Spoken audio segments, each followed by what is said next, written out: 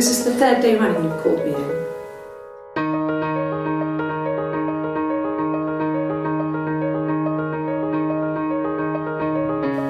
Hurt someone?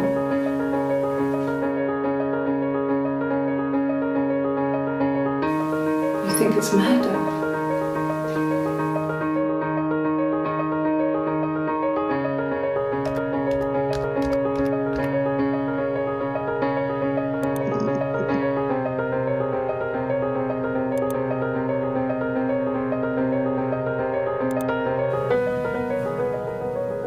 I'd like to speak to a lawyer now. Please. You have no murder weapon. You have nothing. And all these stories we've been telling each other, just that. Stories.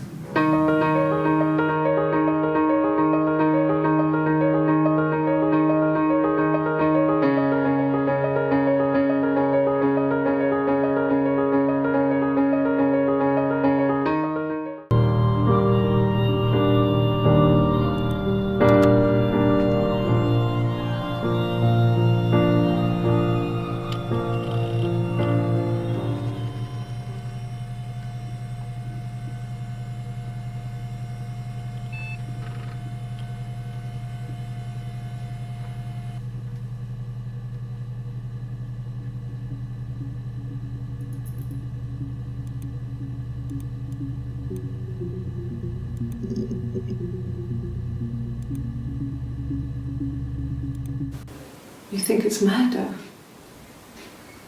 I mean, clearly it's murder. What can I do to help?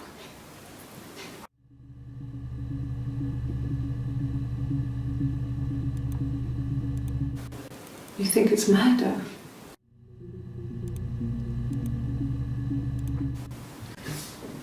Yeah, that's me. But February, I mean, that was months ago. What's that got to do with Simon's murder?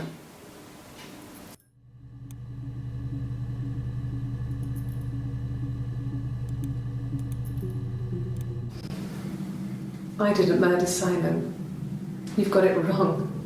You've got the wrong person.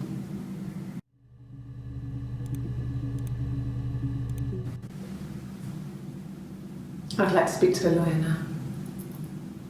Please. You have no murder weapon. You have nothing. And all these stories we've been telling each other, just that. Stories.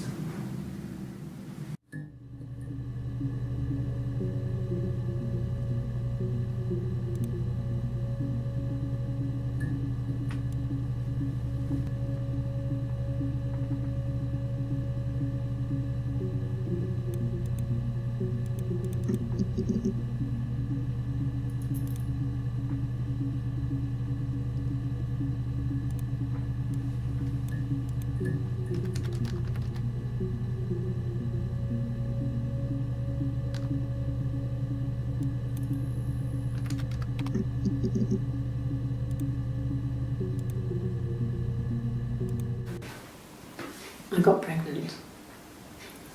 Both our parents had a big powwow. We weren't even in the room. And they decided we should get married.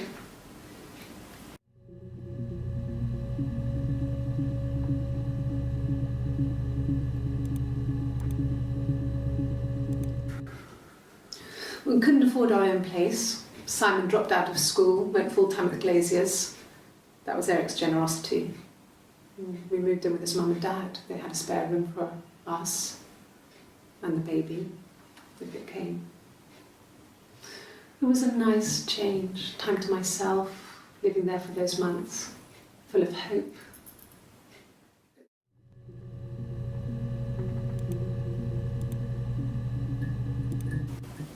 Okay. I parked up on the street. It was busy, so I had to park down the end of the road. Walked up, knocked on the door, no answer. I took my keys out of my bag and unlocked the door. The main lock was unlocked. You can tell because the key doesn't turn when you try to turn it to the left. I walked in, Simon's coat wasn't on the peg. I couldn't see his shoes in the shoe rack. I shouted out. I walked straight into the kitchen because he usually sits in there to have a cup of tea and read his paper, but he wasn't there. I touched the kettle, it was cold. I looked quickly in the living room, nothing. So I walked upstairs to the bedroom and he wasn't there. I didn't search for him because it was pretty clear he wasn't there. I had a shower. The phone rang whilst I was in the shower. I didn't answer it. I think it was Eric.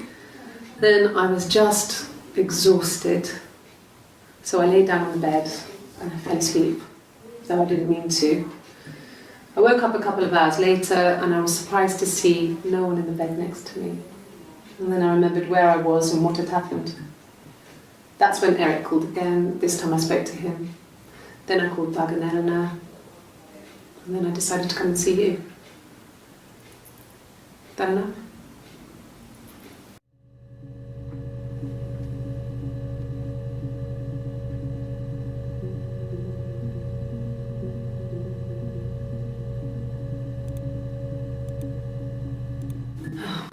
Okay. I parked up on the street. It was busy, so I parked down the end of the road. I walked up to the house, I knocked on the door, no answer. I took my keys out of my bag, unlocked the door. The main lock was unlocked. I could tell because the key wouldn't turn when I tried to turn it to the left. I walked in. Simon's coat wasn't on a peg. I couldn't see his shoes on the shoe rack. I shouted out for him. I walked straight into the kitchen. He usually sits in there to have a cup of tea and read his paper. He wasn't there. I touched the kettle. It was cold. I looked quickly into the living room. Nothing. I walked upstairs to the bedroom. He wasn't there. I didn't search for him because it was pretty clear he wasn't there. Then I had a shower. Whilst I was in the shower, the phone rang. I think it was Eric, his boss. I didn't answer it. Then I came out and I was just exhausted. So I lay down on the bed and I fell asleep, but I didn't mean to. I woke up a couple of hours later and I was surprised to see no one in the bed next to me. And then I remembered where I was and what had happened. That's when Eric called again. I spoke to him. Then I called Simon's parents. And then I decided to come and see you. That enough?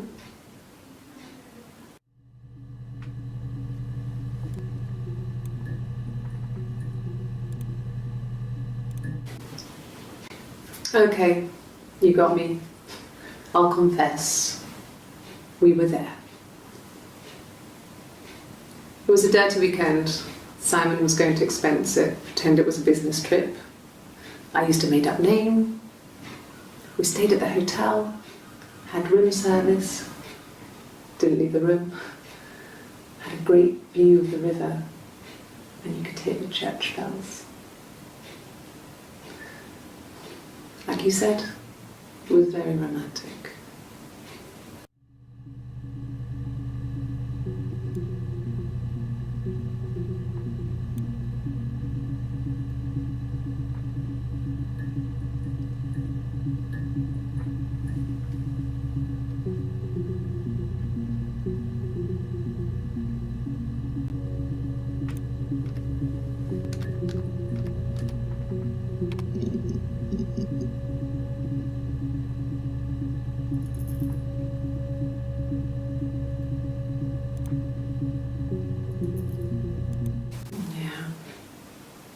They'd gone to bed feeling ill, thinking it was flu or something.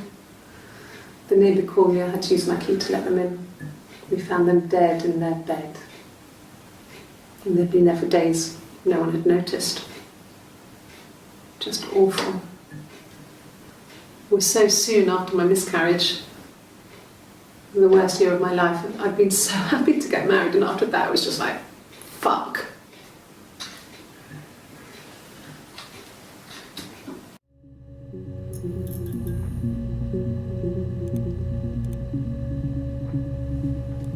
Yes, I speak with Eleanor at least once a day.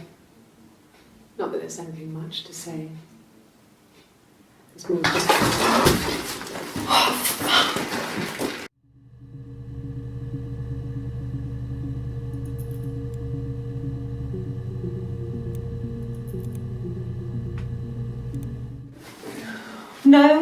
okay? Fuck.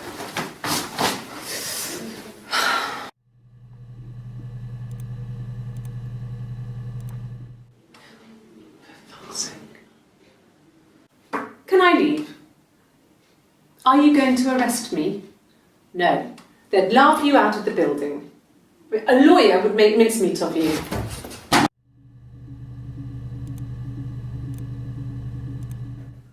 Are you arresting me? No. Fuck off. Open this door.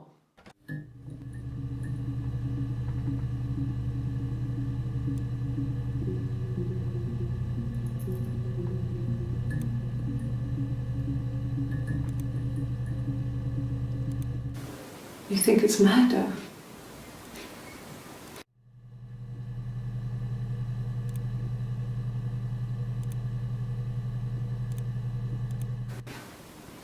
I got pregnant. Both our parents had a big powwow. We weren't even...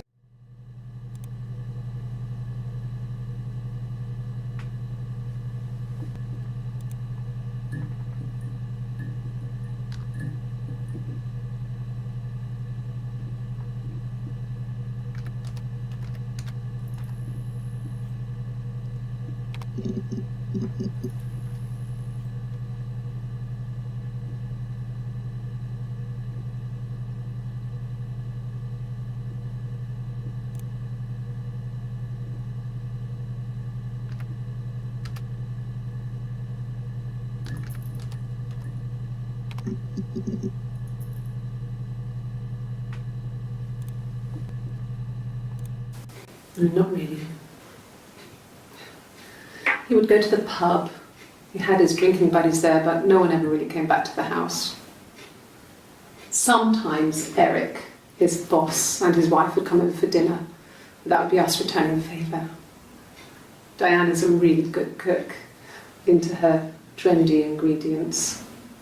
And the last time Simon cooked something off MasterChef, he got the recipe off CFAX. And I did my Lloyd Grossman bit, commenting from the sidelines. I had to find fennel from the supermarket. Have you ever eaten fennel?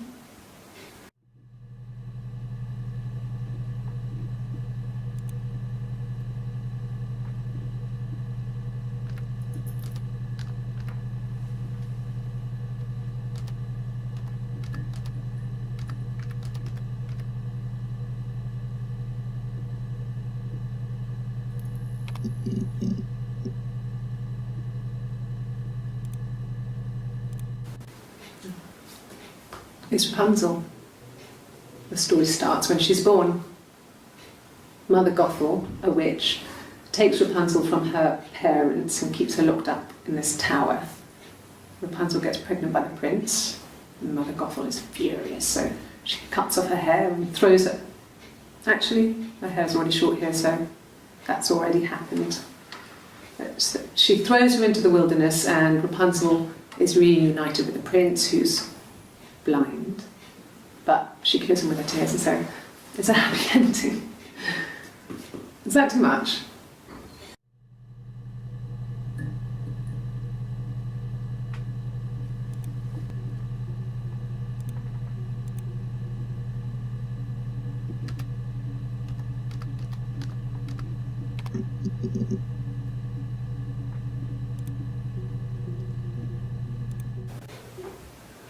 Yes. We'd fight. We fought on the beach once, and I held Eve's head underwater. There was no one else around. It was at the far end of the beach, and I held her head under, and I kept it out. And for a moment, I just wanted to kill her and watch her drown. But that was it. It was just a moment. We made up afterwards. It was a love-hate relationship.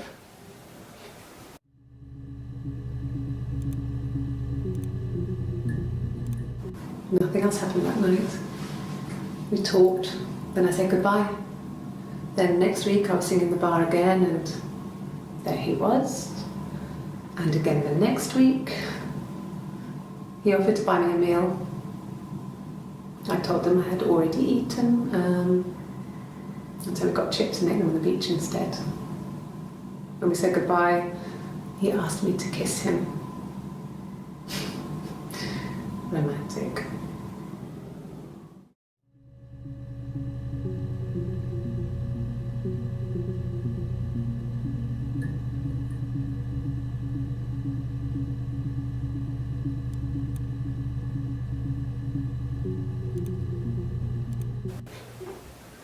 Yes.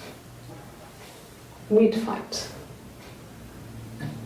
We fought on the beach once and I held Eve's head.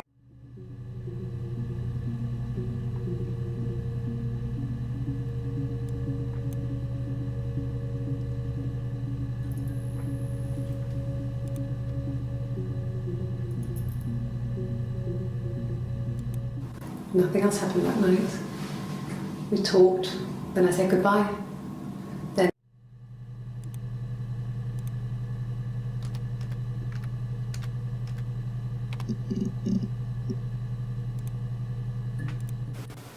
oh, my tattoo.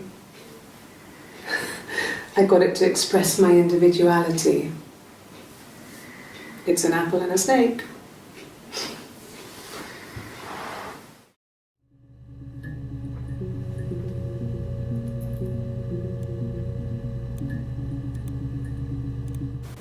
You think it's murder?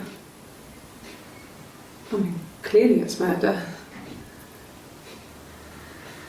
What can I do to help?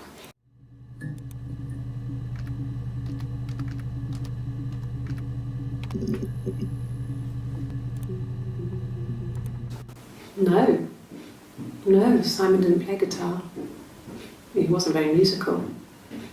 He liked to listen, but he was tone deaf.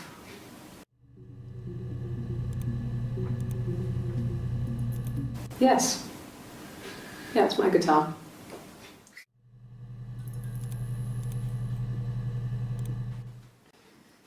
You want me to play something? I'm not the world's greatest guitar player.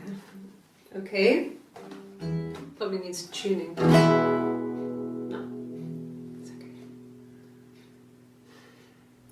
How about a traditional ballad? Should be right up your street.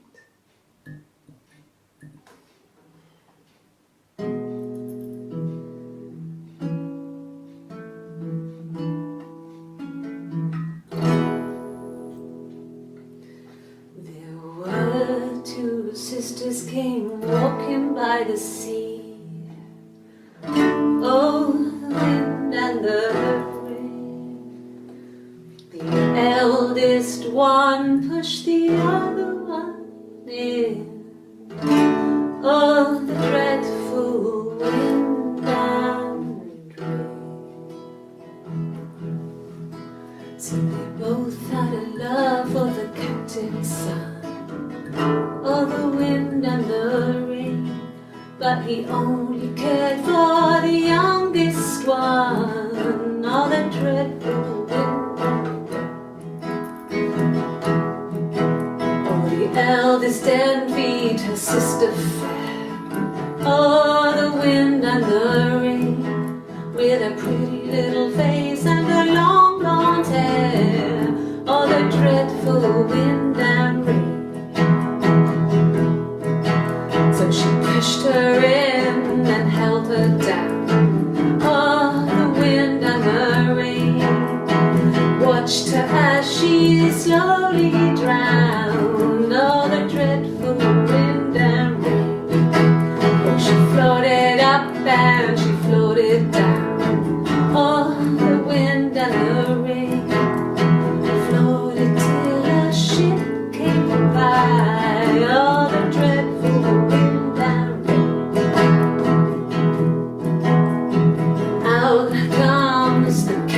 Son. Oh, the wind and the rain. Father dear, here swims and swan. Oh, the dreadful wind and rain. And then it gets really weird, so I think that's a good place to stop.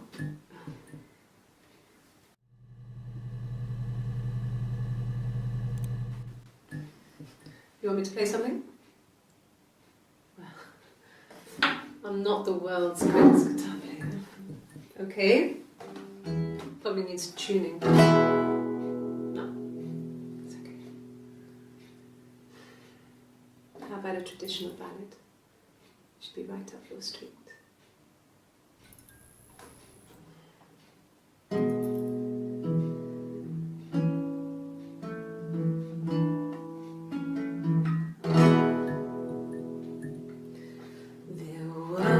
Two sisters came walking by the sea. Oh, the wind and the rain. The eldest one pushed the other one in. Oh, the dreadful wind and rain. See, they both had a love for the captain's son. Oh, the wind and the rain, but he only cared for the youngest one. Oh, the dreadful wind and rain. Oh, the eldest envied her sister fair. Oh, the wind and the rain, with a pretty little face and her long blonde hair. Oh, the dreadful wind and rain. So she pushed her in and held her down. Oh, the wind and the rain watched her as she slowly drowned. Oh, the dreadful wind and rain. Oh, she floated up and she floated down. Oh, the wind and the rain floated till a ship came by. Oh, the dreadful wind and rain. Out comes the captain's son. Oh, the wind and the rain. Father dear, here swims and swan. Oh, the dreadful wind and rain. And then it gets really weird, so I think that's a good place to stop.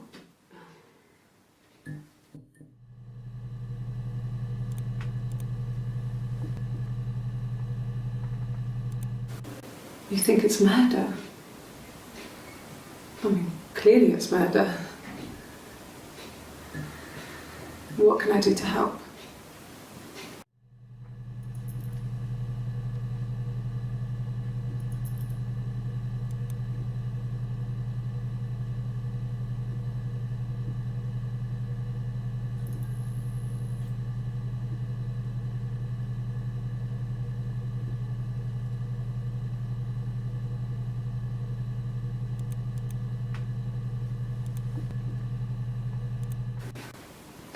I got pregnant.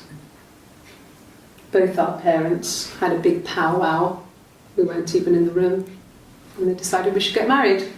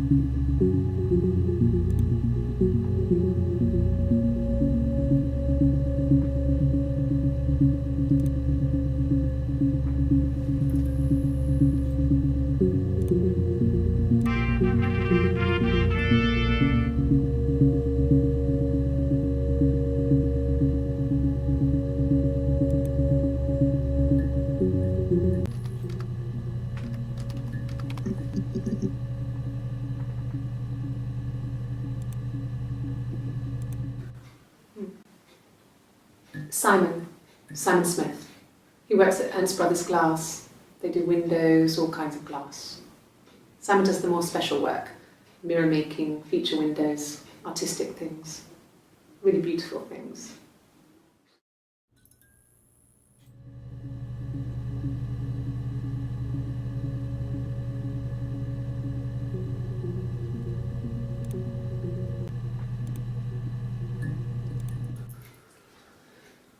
Simon is 6 foot, darkish blonde hair, average build. He's clean shaven. If his beard grows, it goes ginger, so he shaves it. I mean, not that there's anything wrong with ginger hair. I bought a photo. They said a spring photo. This was taken last year on holiday in Rome. It's the best one I have.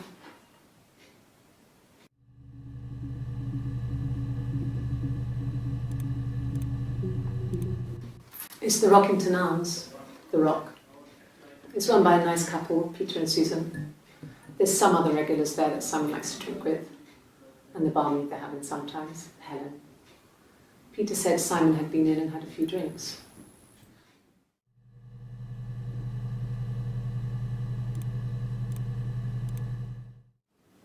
Yes, there's an Amstrad one. No one uses it for very much. There's a printer so you can write letters on it. Simon sometimes plays games, you know, climb the tower, save the princess, that kind of thing.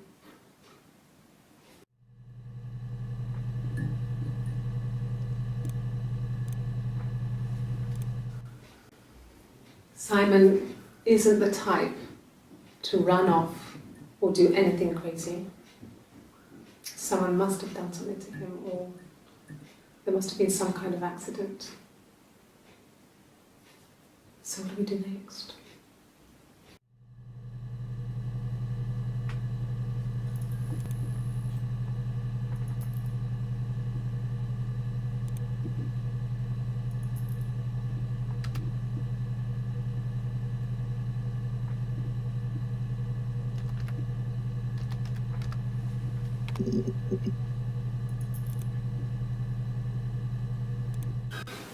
I would have been a good mother.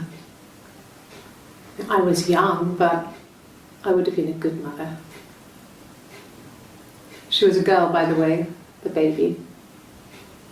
We were going to call her Sarah. Simon wanted to call her Ava after his nana, but I didn't want her to have a symmetrical name.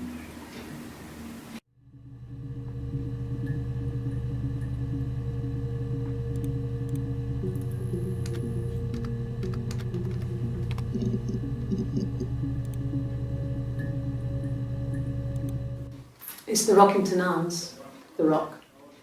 It's run by a nice couple, Peter and Susan. There's some other regulars there that Simon likes to drink with, and the barmaid they're having sometimes, Helen. Peter said Simon had been in and had a few drinks.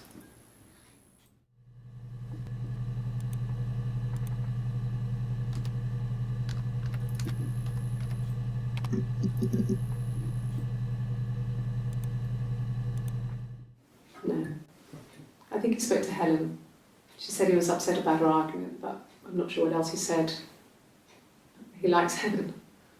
He likes blondes.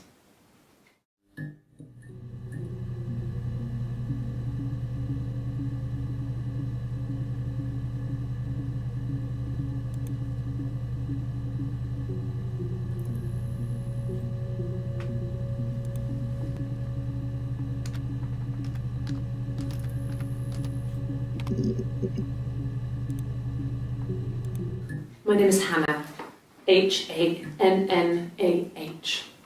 It's palindrome. It reads the same backwards as forwards.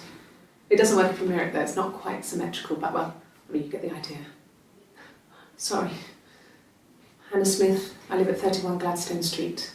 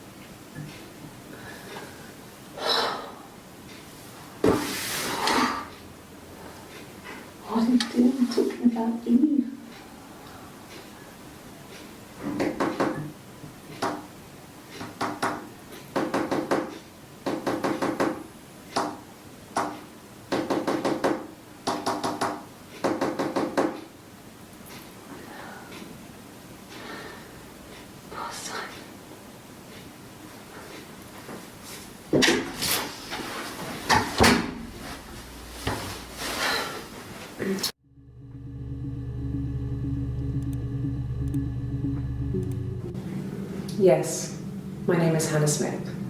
Oh, shit. Sorry.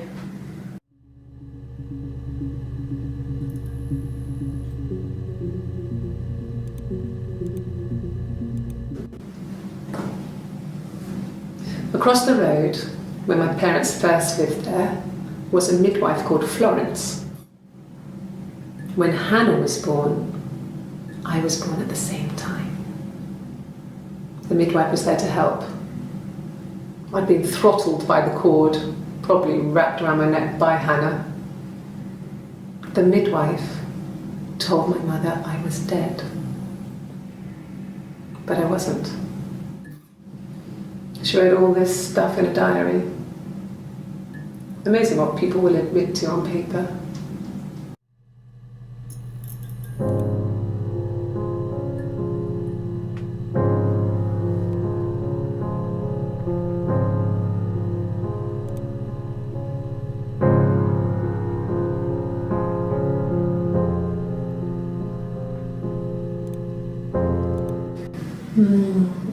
She recognized me from the window. She told me to come inside, and she hid me. They had made the attic into a place where Hannah could play. There was a dollhouse. She hid me up there. No one else ever went into the attic. It was her place.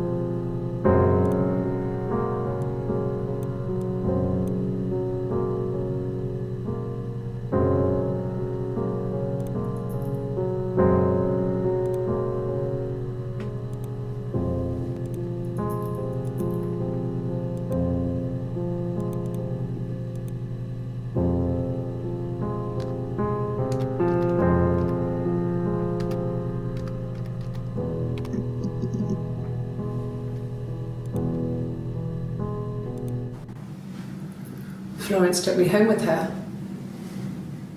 Mother hadn't been expecting twins and had a healthy baby. I guess she was just happy for Florence to clean up, take away the evidence that this was anything but a happy occasion.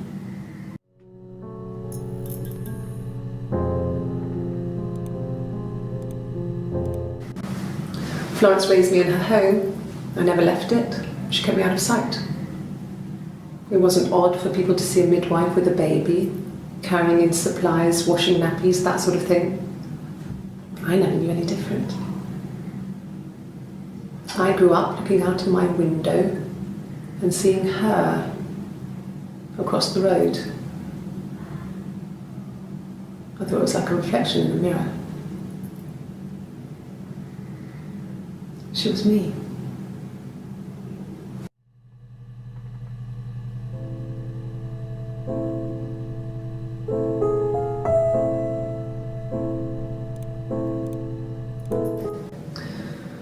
Florence was a warm, kind person, but she was broken, I guess. When I found her diary, I also found a biscuit tin with other stuff in it, older papers, letters, that kind of thing. Her story was in there. I never really spoke to her about it. I was far too young to really understand, I guess. I just put it together later, once I was older. She had loved children. planned to have a large family, but her husband died in the war. And that was back when you married for life. She never felt like she could marry again. Isn't that strange? She was a widow from her 20s. But, I mean, I guess it was different then. You know, you married for life and she felt she could never marry again. I guess it was harder, a war widow. One of the dead. I don't know, maybe there was more to it than that. I don't really know.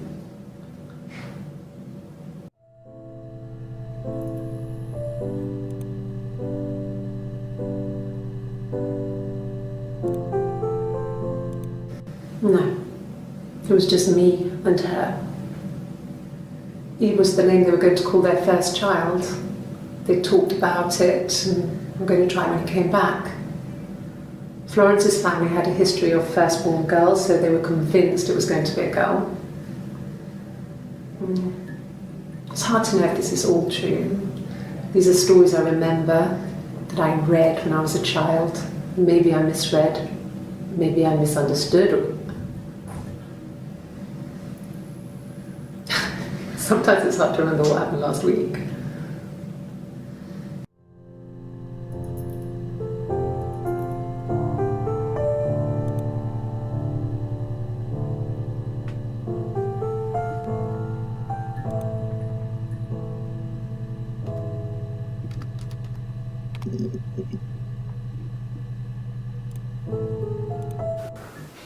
Well, my friend Eve. I mean, she was a friend from when I was a kid, and she was always more popular with the boys, and I used to hate her for it. I mean, really hate her sometimes.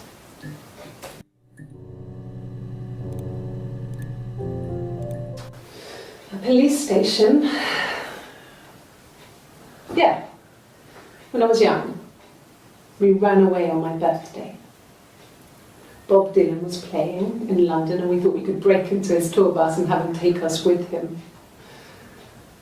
The taxi driver we paid to drop us off. I mean, we'd saved money, pinched a bit here and there to pay for the fare. He was suspicious because we were so young, so he told the police. So they came and picked us up and took me back to Portsmouth. My mum picked me up from the station. But I blamed everything on my friend Eve. So my parents let me off.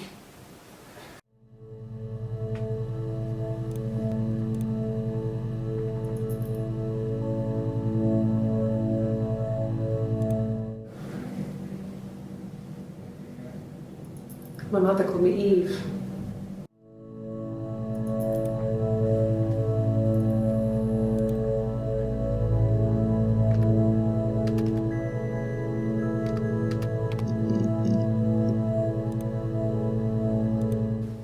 He was wearing a shirt, it's a blue turtleneck shirt and jeans. He has a watch, it's a really nice one. That was a gift from his boss, Eric. He had his coat, a long grey duffel coat, like Paddington Bear. He would have taken that with him, it's not in the house.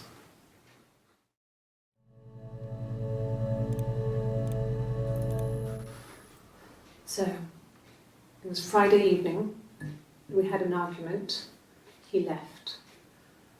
On Saturday he didn't come back, I waited all day.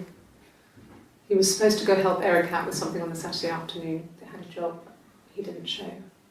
So Eric was ringing on the phone. I checked at the Rock, that's our local. They said they'd seen him on the Friday night but not since. He still wasn't back this morning, it just isn't like him at all. Still not back by dinner time, it's getting dark again, so I decided to come and see you. His parents haven't heard anything either.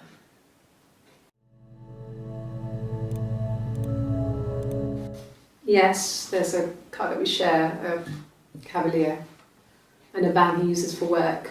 It's owned by Eric, but we look after it.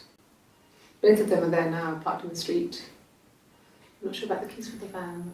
I can look for you when I get back.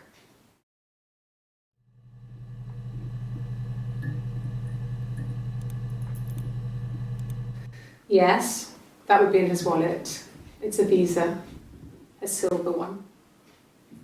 He doesn't like to spend money he doesn't have, so he usually pays with cash, but Eric convinced him to get one.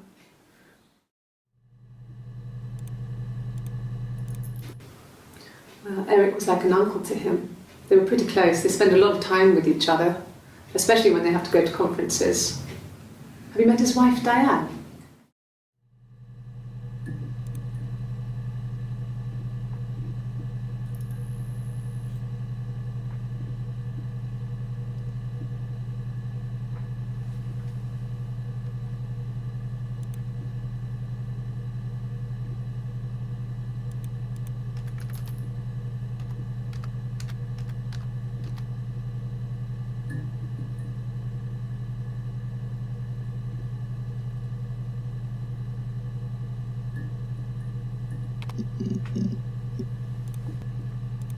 Yeah. I've been round to Doug and Eleanor's and they're very worried. I feel sorry for them.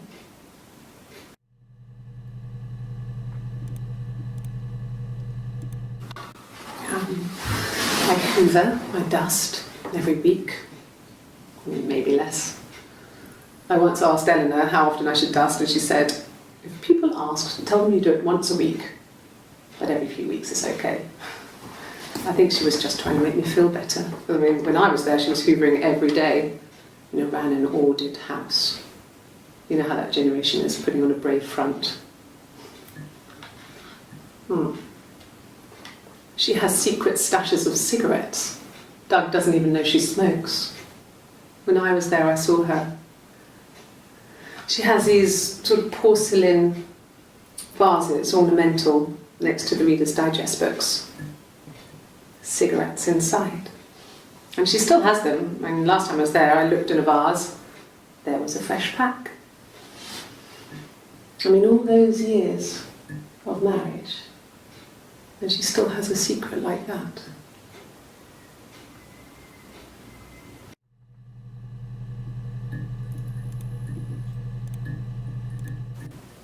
Okay. I parked up on the street. It was busy, so I had to park down the end of the road. Walked up, knocked on the door, no answer. I took my keys out of my bag and unlocked the door. The main lock was unlocked. You can tell because the key doesn't turn when you try to turn it to the left. I walked in, Simon's coat wasn't on the peg. I couldn't see his shoes in the shoe rack. I shouted out. I walked straight into the kitchen because he usually sits in there to have a cup of tea and read his paper, but he wasn't there. I touched the kettle, it was cold. I looked quickly in the living room, nothing.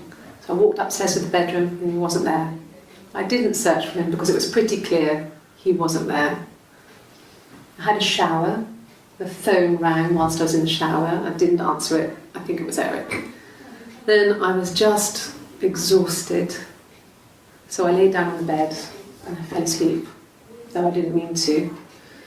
I woke up a couple of hours later and I was surprised to see no one in the bed next to me. And then I remembered where I was and what had happened. That's when Eric called again. This time I spoke to him. Then I called Doug and Eleanor. And then I decided to come and see you. That enough?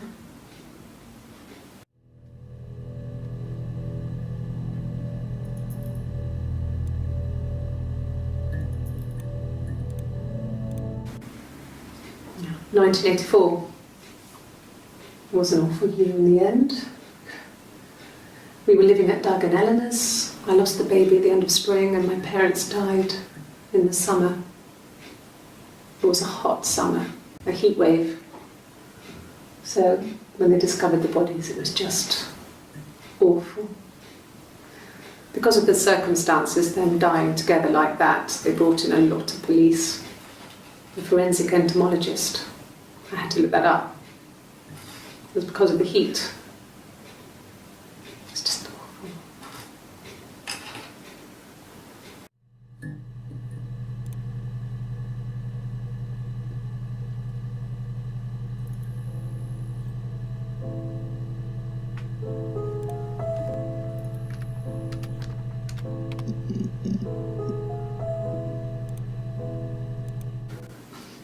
I got a job to contribute, you know. Doug knew someone and I got a job as a dinner lady at the primary school. They said it didn't matter if I could cook or not, just don't poison the kids. So you see, it's always been complicated between me and Simon. It's never just been the two of us, there's always been pressure.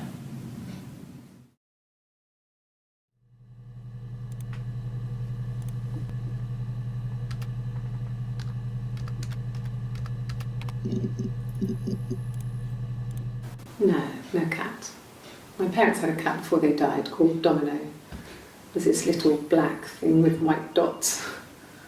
And we never did anything about the cat, but if you were thin, you could maybe squeeze through it.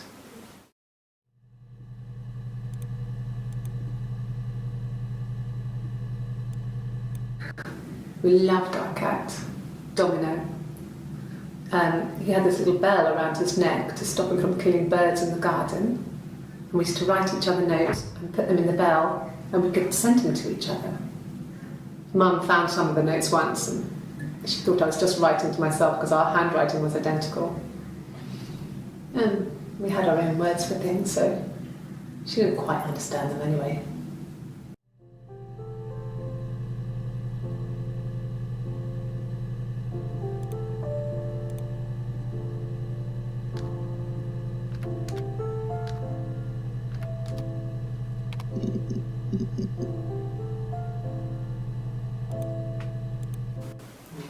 Diane is really nice. She helps out with the glaziers, organises the Christmas party, that sort of thing.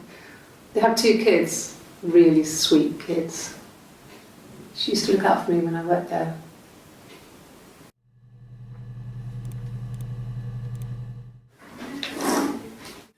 Yeah, that's Simon's watch. It was a gift from Eric.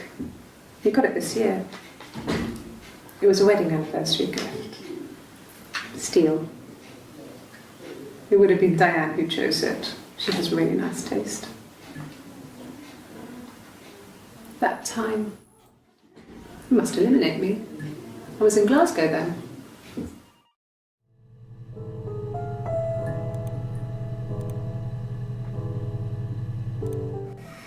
Simon and Eric arguing? No, I can't imagine they'd be arguing. And they get on so well. Unless it was something to do with work. Maybe Simon was being too much of a perfectionist. But I don't know. You should ask Diane.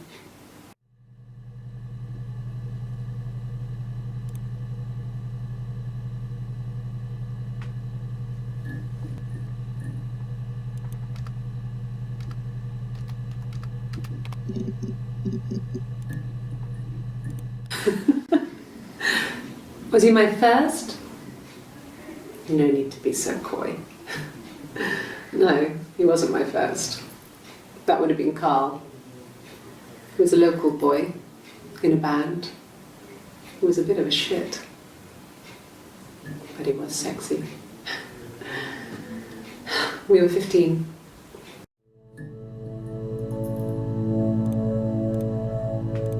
No, I was 15. Carl was older.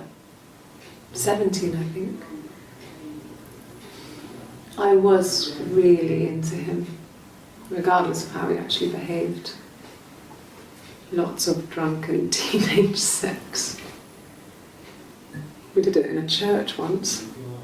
It's stupid.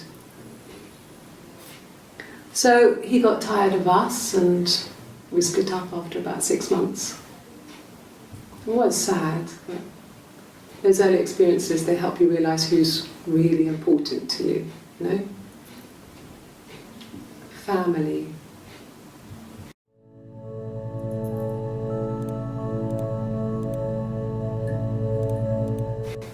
Family. So, Carl fucked off, and then there were other boys here and there, and then Simon.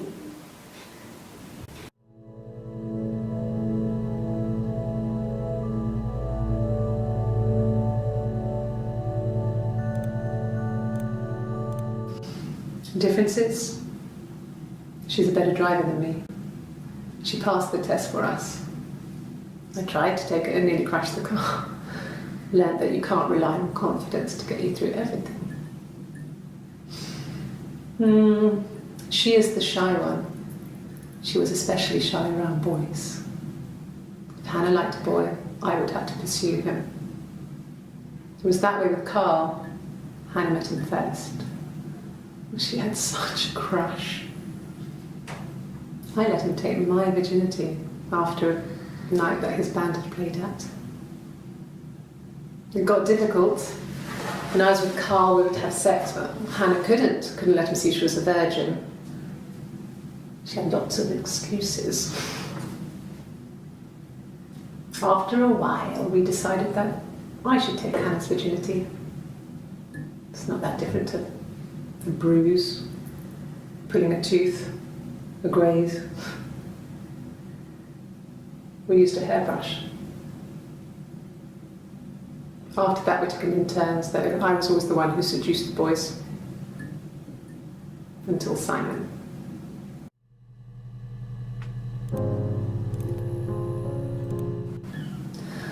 Hannah was so smitten with Simon. She started getting jealous, didn't want to share. Even the first date, we went to see Tom Cruise at the Old Odeon. We both went, kept changing places in the toilet. We only had the one best dress, so we had to keep swapping clothes. Must have thought we had terrible bladder problems. The next date, it was my turn. At the end, I let him kiss me. But that was it. We didn't want another Carl on our hands, and the Ouija board had said to hold back. After that, it was Hannah's turn, and she slept with him. Broke the rules. Deliberately broke the rules. She wanted to be the first to sleep with him. I mean, that's when she got pregnant. From that one time.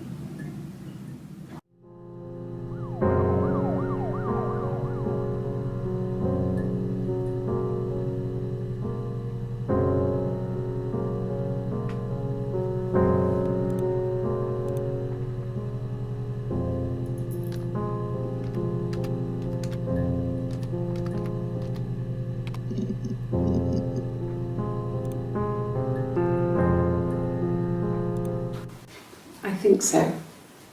I mean, to get into our garden, we'd have to climb through other gardens. All the gardens back onto each other, so you'd have to climb over 1, 2, 3 gardens to get to ours. I mean, did anyone see anything? Did anyone see anyone come and go? An intruder?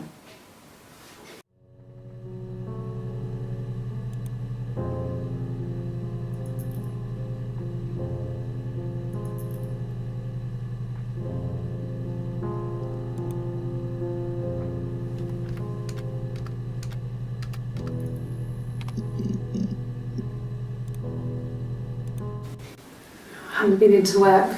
I guess I've just been waiting to hear from you, hear from my husband.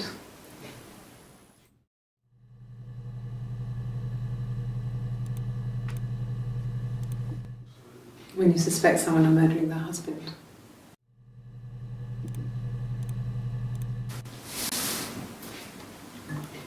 She's crying, I guess. She's sad because she thought she saw her husband with another woman. But it's okay, because she finds out it wasn't her husband, it was his brother.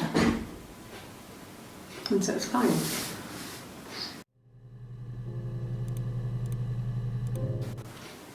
I thought it maybe sound suspicious.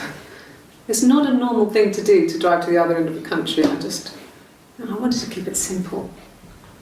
I knew it was stupid not to tell you everything.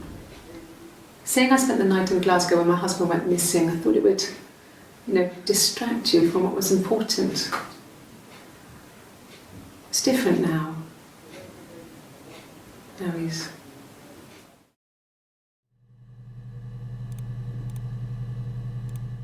It was supposed to be a secret.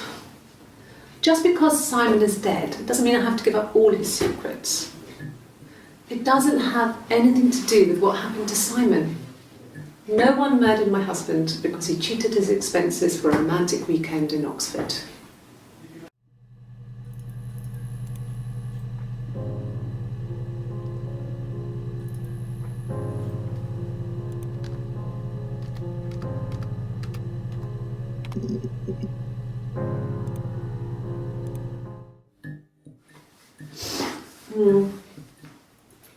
I left the next day, Saturday.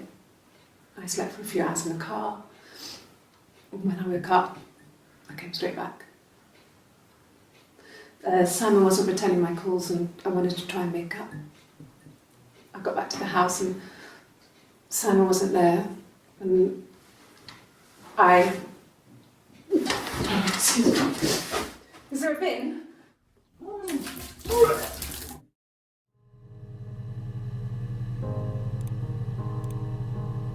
Yeah, I pulled over and slept in the car. This was just by the side of the road. I was exhausted.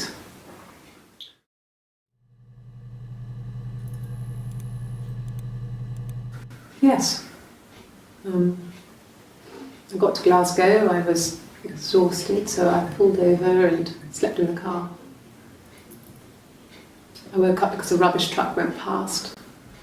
I got some petrol, bought a coffee and a pastry, tried calling someone from a payphone and then headed back.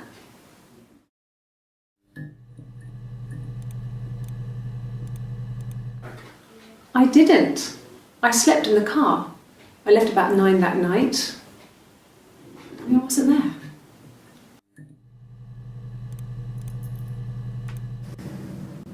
If one of us got hurt, the other one would have to be hurt too.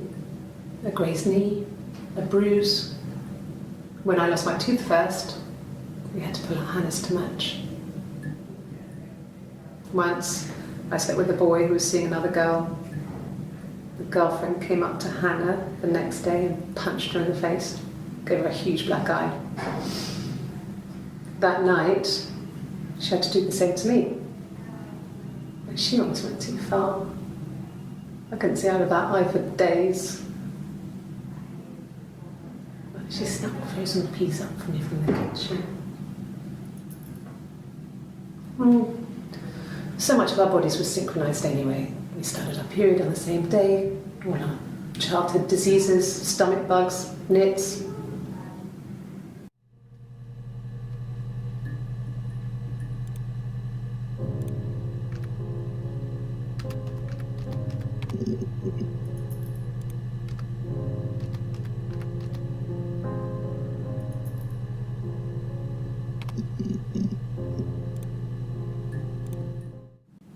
No. No, he wasn't wearing his wedding ring.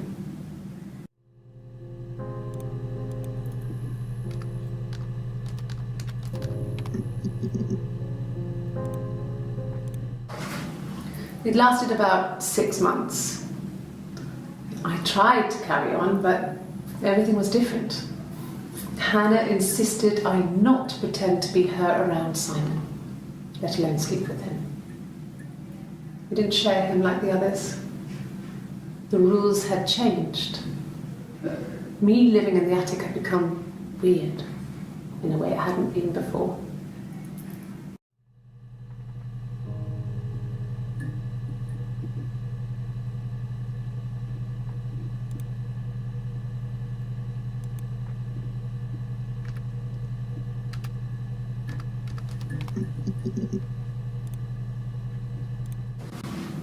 Yes, it was a cremation for the best.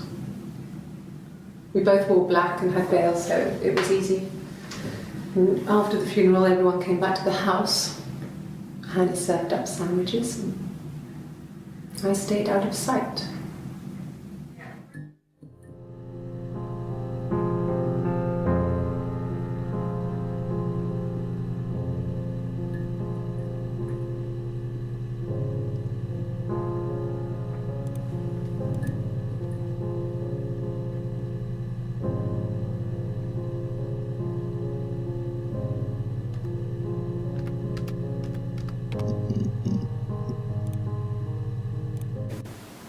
Yes, I'm fine. I won't be sick again. This happens some days. I'm pregnant. This morning sickness.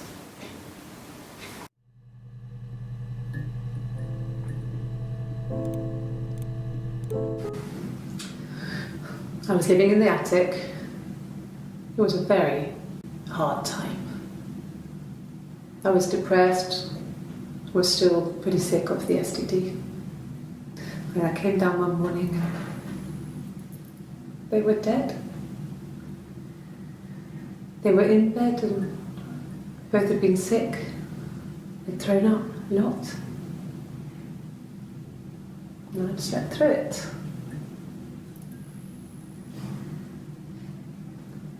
The police said it was the mushrooms they ate. Dad was a mushroom expert. I mean, he used to take us picking with him and he taught us how to recognise them. And there's no way he would have picked death caps.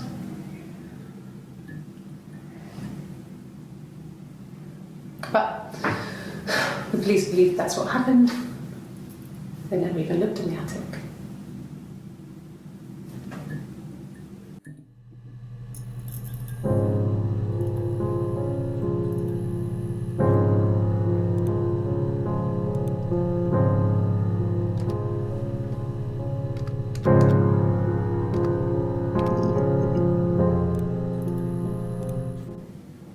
Mum and Dad never knew what was going on. We got so good at it. We were so in sync that we'd use each other to cheat. If one of us had a hangover, the other one would go to school. Whoever was best at a subject would sit the exam. There were lots of differences between us. Some things one is better than the other at.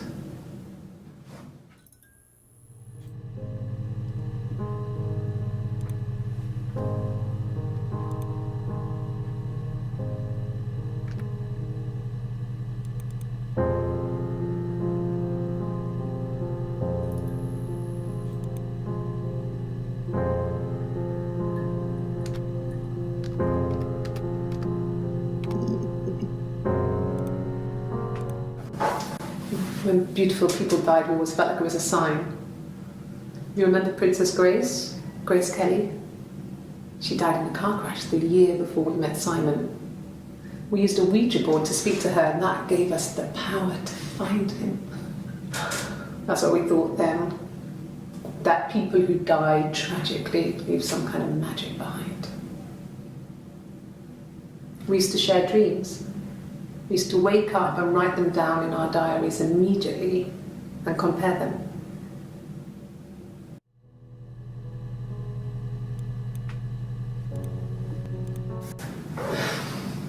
I think it was that time, the first time at the house, in his bed, that I got pregnant. Amazing, right?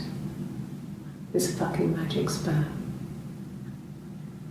And they say lightning doesn't strike twice. I didn't tell him. I missed 3 periods. I had pretty irregular periods anyway, but 3. I had always thought we were infertile. Both of us. I didn't tell him. Just waited. Hannah and I were meeting for our birthday and I told her because I thought she would be happy for us both. I think she was.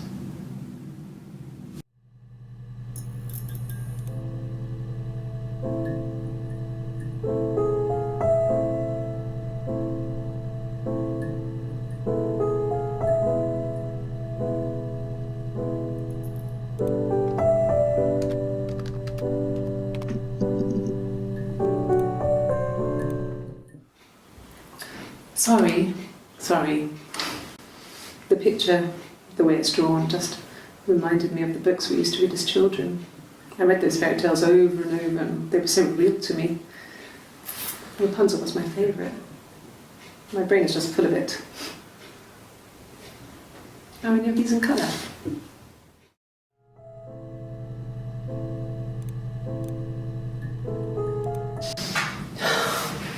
We were obsessed with fairy tales.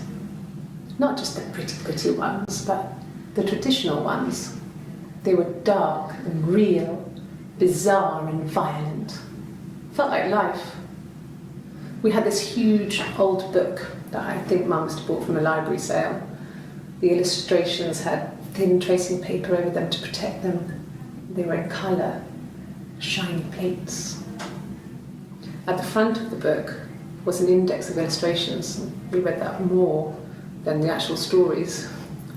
We'd read aloud the captions and flick between the pictures. There was something intimate about peeling back the tracing paper, undressing the pictures. Rapunzel's hair is cut. The eagle plucks out his heart. The princess pricks her finger.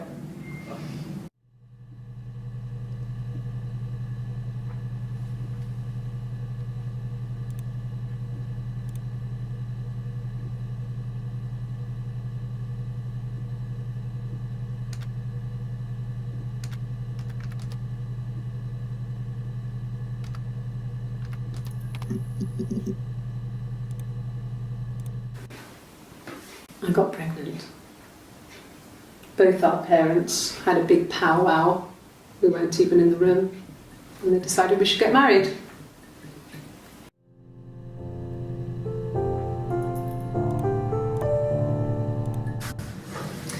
When we weren't together, we'd send secret messages by tapping out a code that we'd learned from a book. The knock code. Something prisoners of war would use. We'd tap them out on radiator pipes or the attic floor.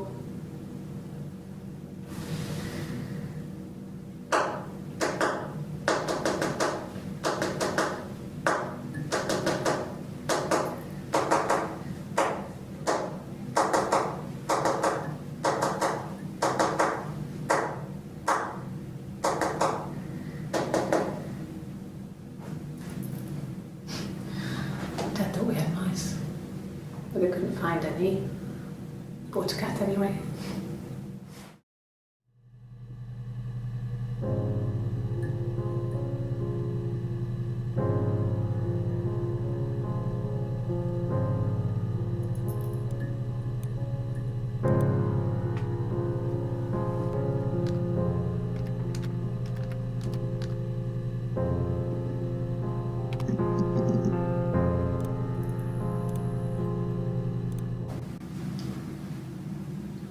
I wanted to see my reflection.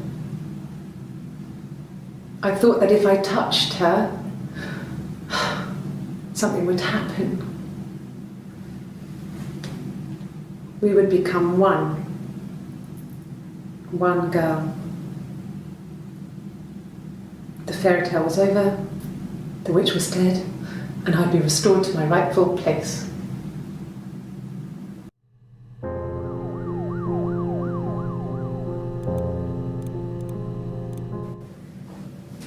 Our way of life.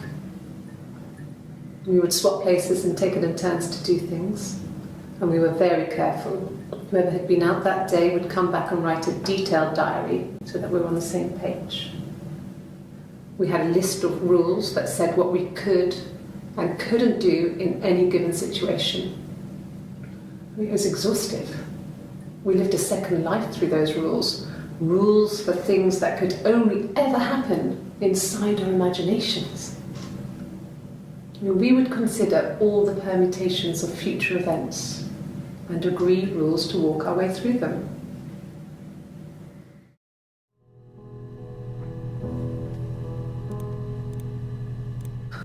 Can you imagine? I tried. I tried to get pregnant too, but it didn't happen. I slept with so many boys, men. My body refused. I think my period stopped because hers had. I was pretty though. I mean, how could we stay the same now? It felt like Hannah had really fucked things up. Set us down separate paths. We had become different.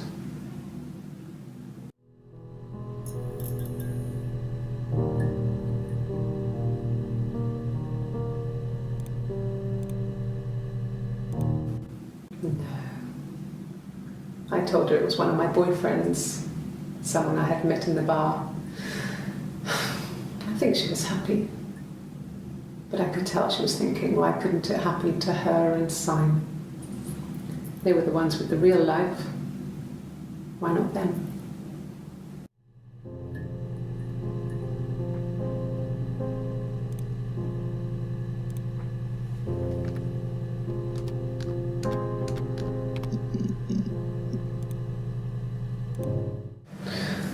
I could take the stuff off now. Did I prove I'm innocent?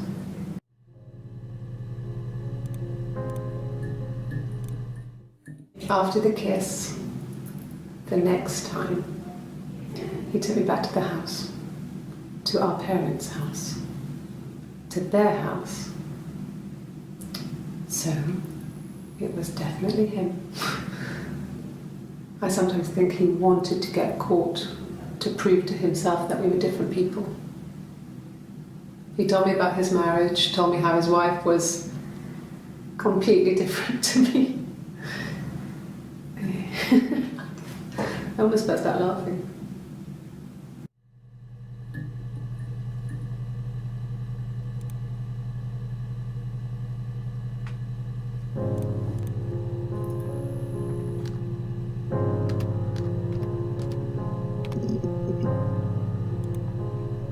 No.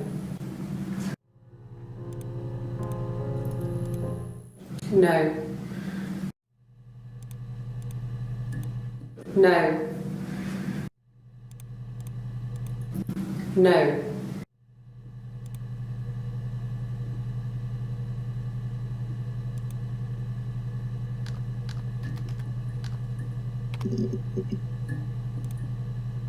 Yes.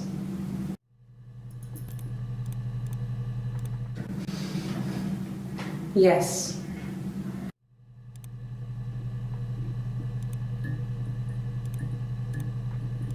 Yes. Yes.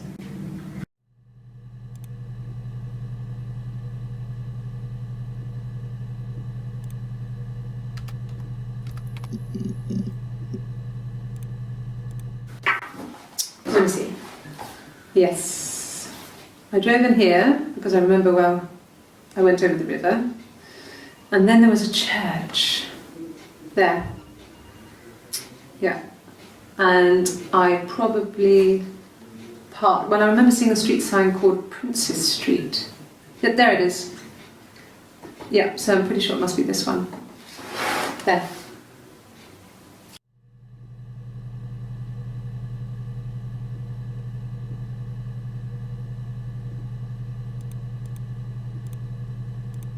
Sorry. Yeah, I get it. I get it. Yes.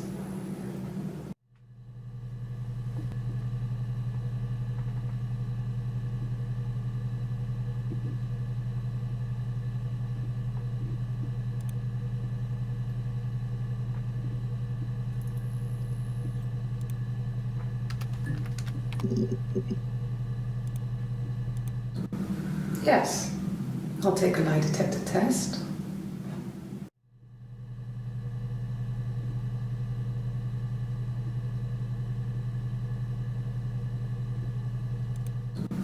Yes. I'll take a lie detector test. I've never taken a lie detector test before. Does it really work?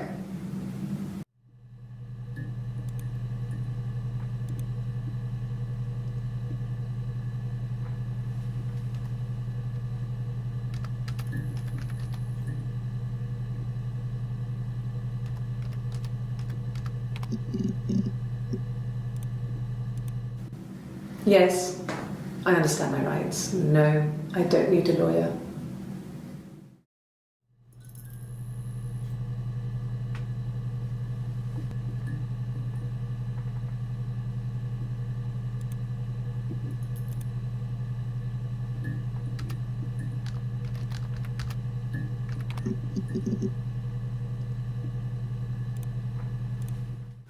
Like I said, I think I was popping out to get something, ran out of something, had to grab something.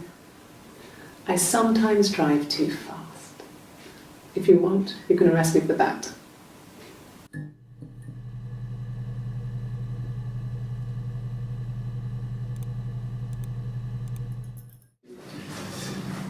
This is a nice room.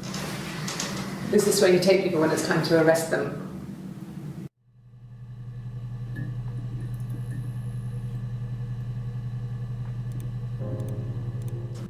Yes. No lawyer. What are you going to arrest me for?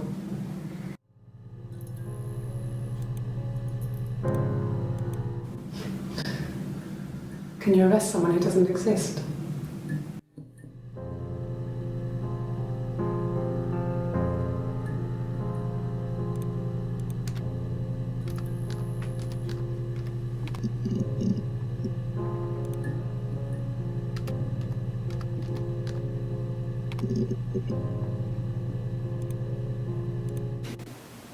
Twins? Really? Are you really asking me that question?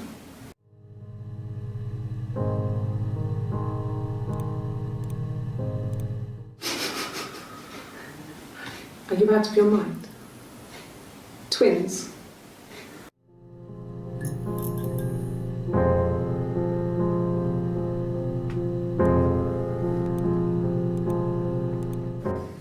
There were always princes and princesses.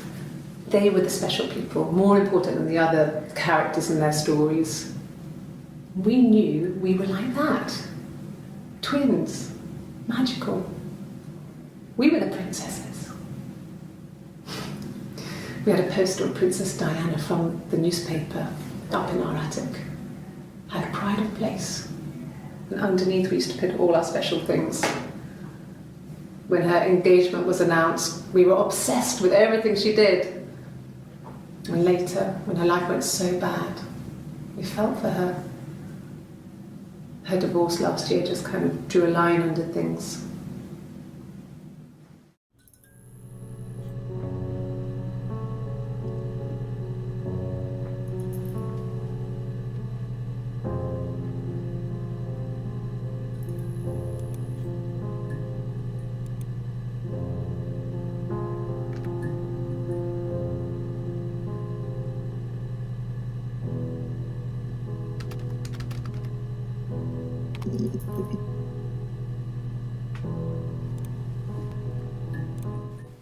And what did your wife do?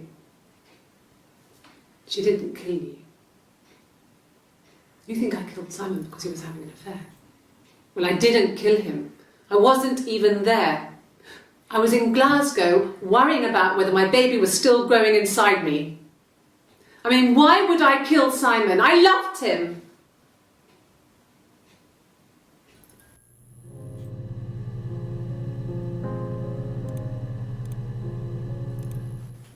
I don't see how it's hard. We've established I was in Glasgow when he was killed. You've spoken with the hospital.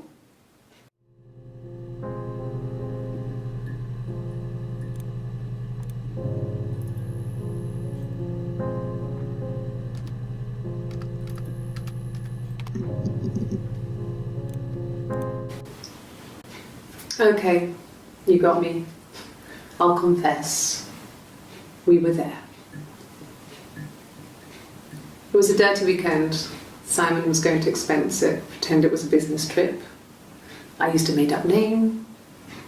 We stayed at the hotel, had room service, didn't leave the room, had a great view of the river, and you could hear the church bells.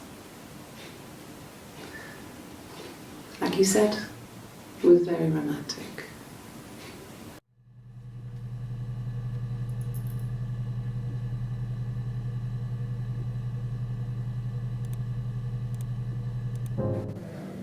My name? That was the only question I failed. Your lie detector works.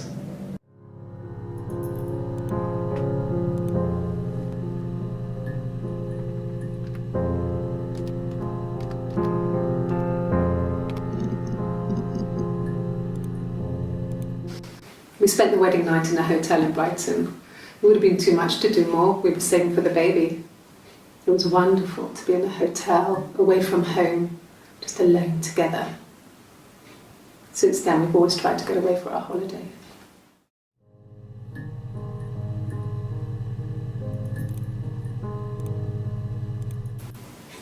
And the hotel said he was there.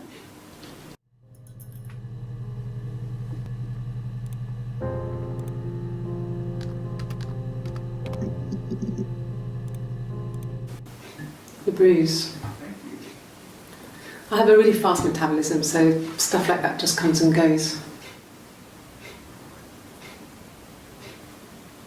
I don't know if there's much more that I can tell you that I haven't already told the other policemen. I found the body.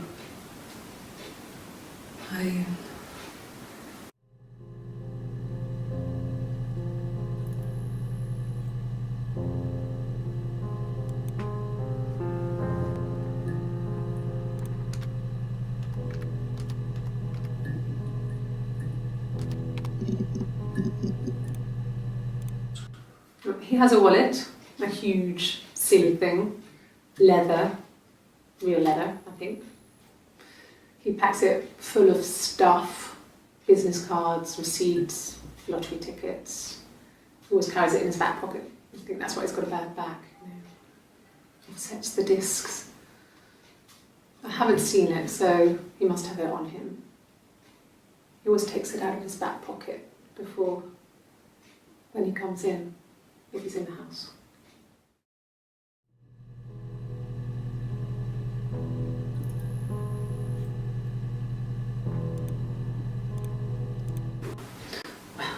I remember the ticket, of course. I paid it without telling Simon. Didn't want to get told off. And they put points on the licence.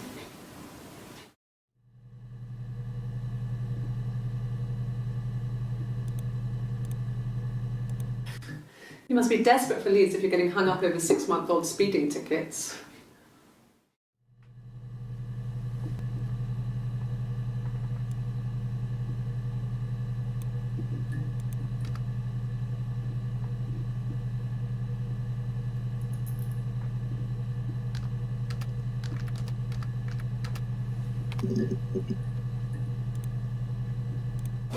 Well, I don't know.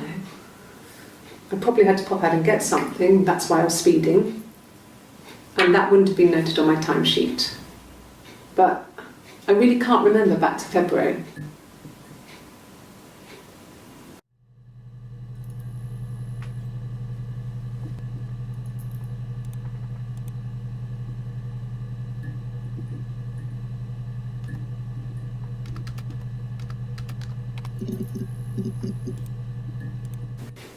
If you put me on You've Been Framed, I want the money.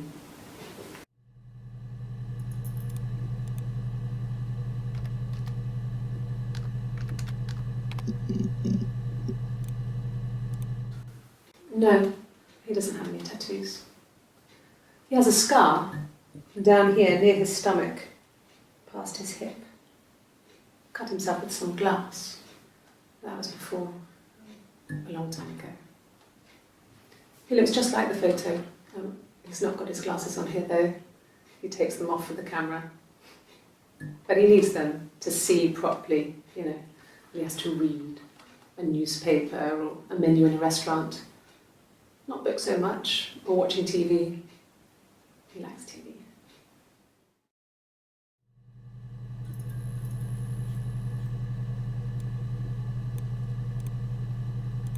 Just the one sugar. Thanks. Is that camera recording?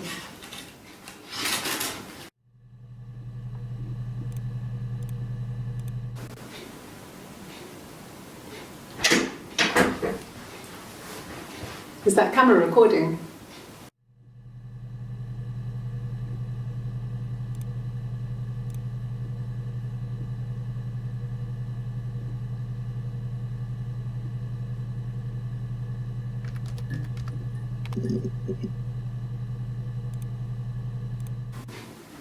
Simon was very moral about that sort of thing.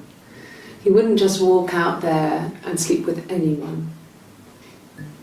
He wasn't that kind of guy. He took his marriage very seriously.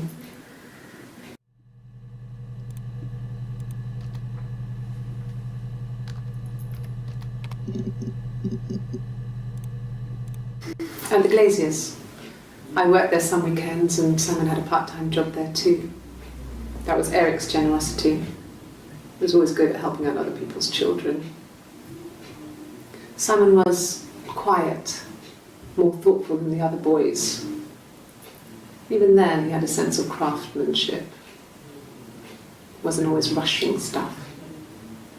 Boys that age are just running around like headless chickens most of the time. Yeah. Plus he had that look. He looked like a fairy tale prince from one of my books.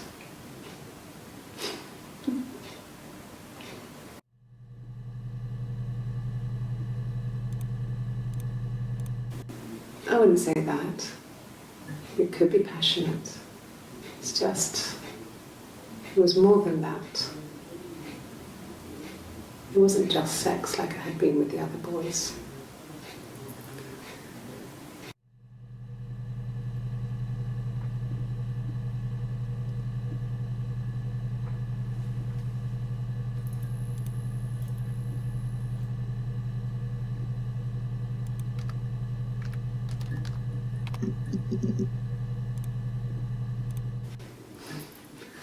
Must think it's very cool that their dad is a police detective.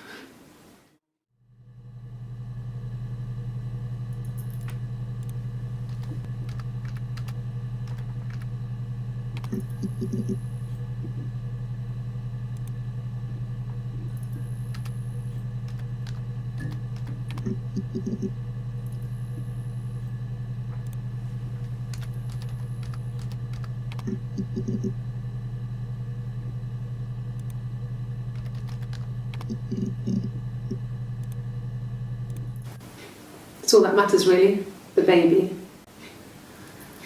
Simon's dead, but the baby, that's how he will live on. Our baby.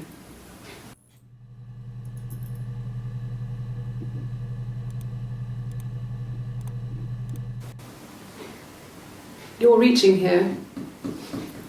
Oh, I don't know why. No, I've never cheated on anyone.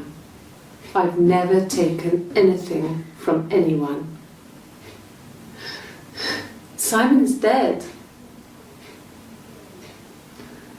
But I have my baby to care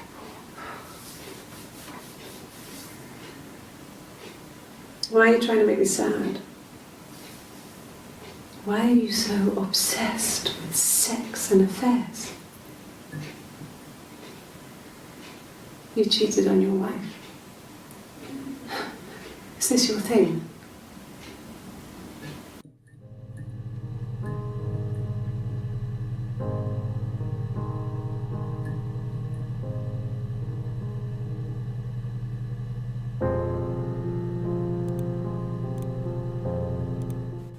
Rehearsed? You ask me the same question, you'll get the same answer. Is that your evidence? Of course I thought about what happened then. It's all I've thought about. My husband is dead.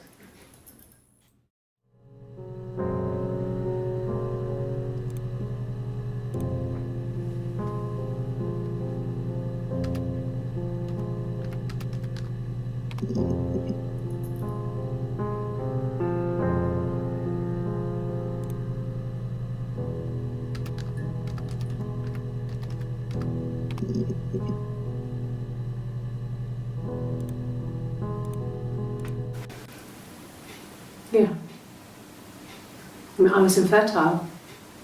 Thought I was. They told me I was infertile after the miscarriage because of complications.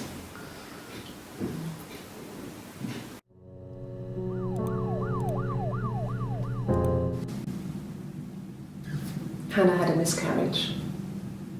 This was late in the pregnancy and it left her infertile. Felt like the universe had corrected its course. We were aligned again. But Hannah and Simon were still living with his parents. They were married. Simon had a job at the Glaziers now. Eric had given him a full-time position after he left school. And then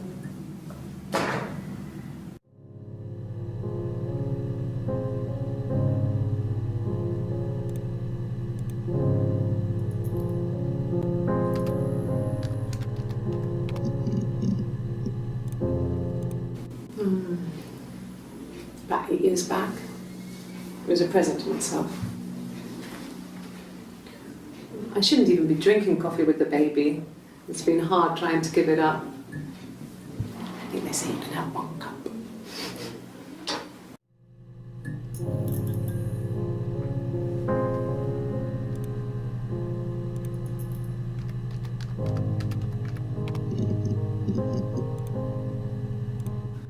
No, I have never been unfaithful. I've never cheated on Simon.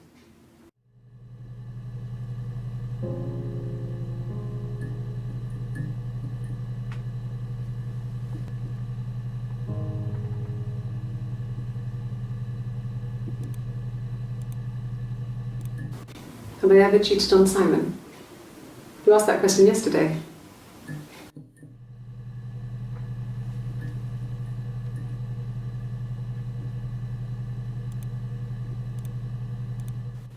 Simon never cheated on me. He was devoted to me, and I was devoted to him. Nothing in life is easy. We were good to each other. Life isn't a fairy tale. You do what you can.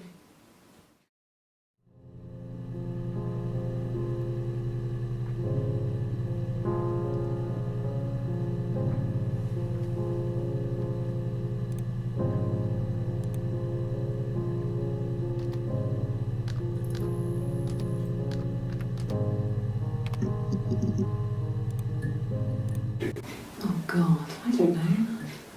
I mean, I guess the Rock. You've spoken to everyone there. Someone must have seen where he went. I don't know. So many things could have gone wrong.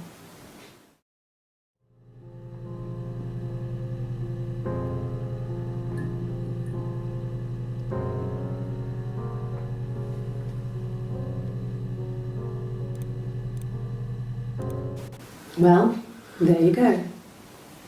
How many kids?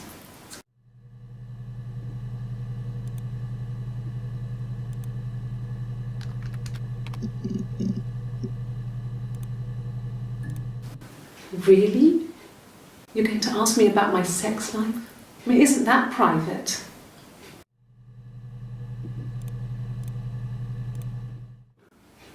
Are you married? How is your sex life?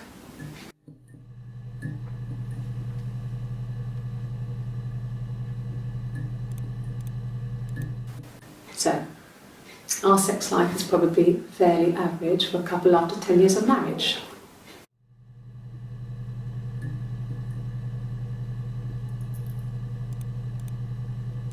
No! You're talking to the wrong person if you think I'm some kind of slut. If you think I'm the kind of person that would have had sex with all those guys.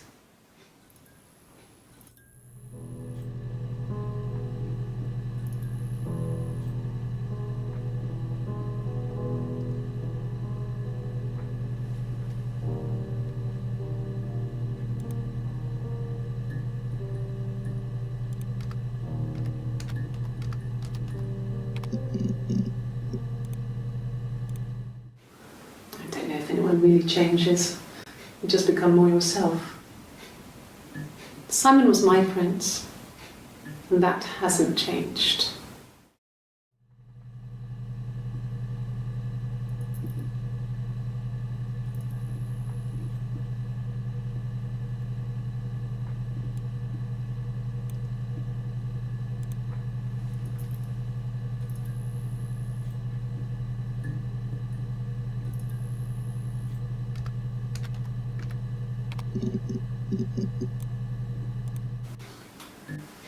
When you've been married for 10 years, stuff accumulates. We could argue about anything. And he's so nice. That doesn't help. He tries to smooth things over, and that just makes it worse. We're both passive-aggressive, so we never normally argue directly about anything.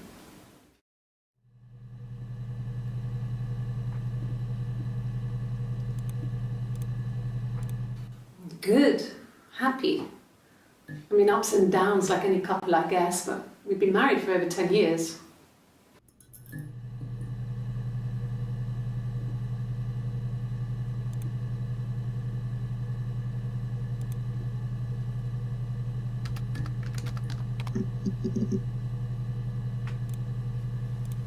No, Simon wasn't seeing another woman.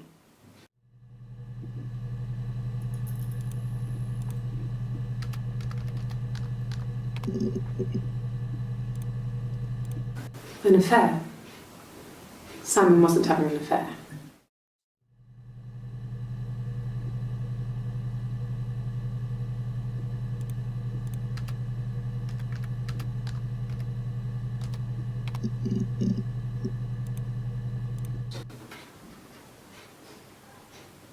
His body did not real. His throat. It looked like his throat had been cut.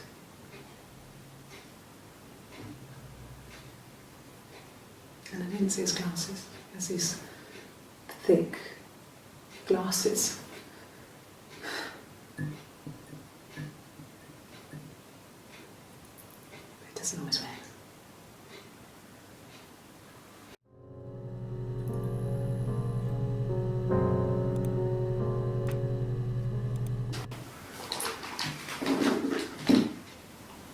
On his throat. How? Like I said before, it was 3, something like that. I walked in, saw Simon. He was on the floor of the living room. His throat had been cut. There was a lot of blood.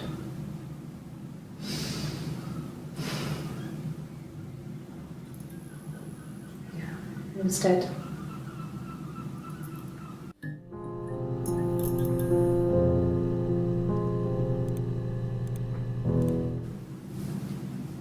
Her story is that she'd waited for him to come back. She put on my wig, some of my clothes, pretended to be me. They talked. She'd enjoyed being me. He said he wanted to be with me. Then he took out a present. Another mirror. Just like the one he'd given her earlier. That unique present. She went crazy, smashed the mirror. They argued, screamed. He hit her. So she grabbed a piece of the mirror and just swung it round. She cut his throat clean open.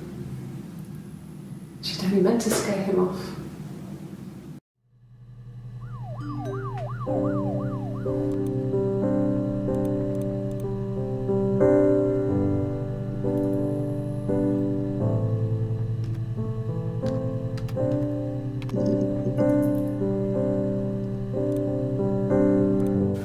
A wig?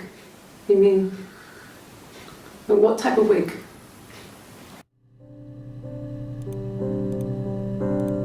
No, I've never worn a wig. What kind of wig?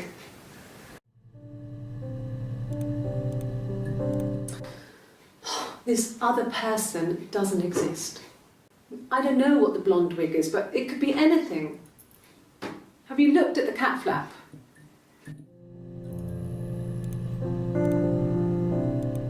No. The parents decided there would be a wedding. And after the wedding, Hannah moved in with his parents. There was no way I could follow. So we were separated again. I stayed in the attic. It was hard. It's like I suddenly didn't exist.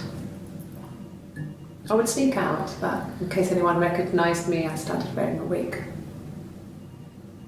Hannah and I would meet up in the park. I was trying to get pregnant, but I couldn't.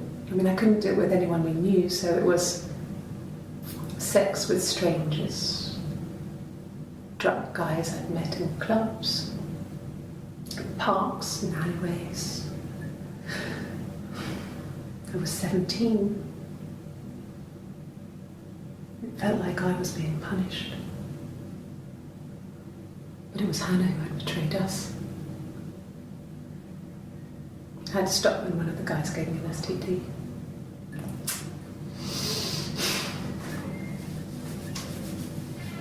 When we met up, it was disturbing.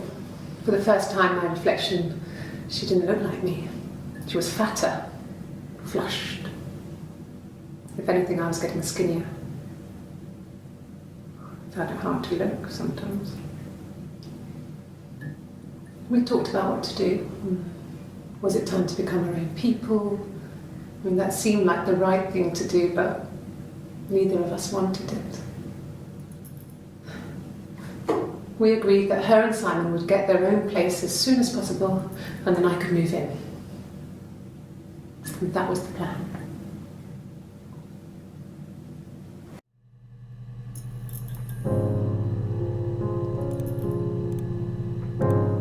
This was about 9. I went round and she was waiting for me. She was furious and so angry, the kind of anger you can only have towards yourself. We screamed at each other, argued, cried, we fought.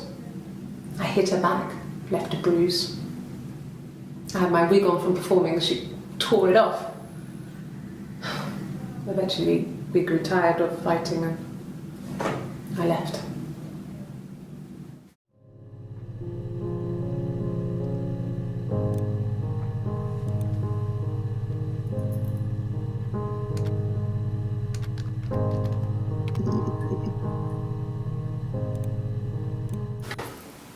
What kind of hairs?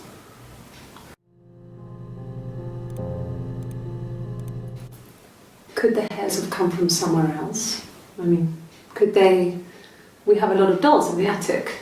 There's a Rapunzel doll with long blonde hair. Could they have come from there?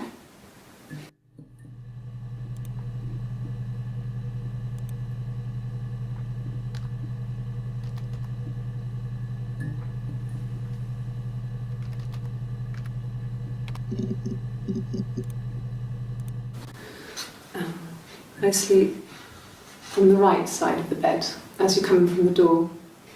You can tell because I have 2 pillows and he just has 1.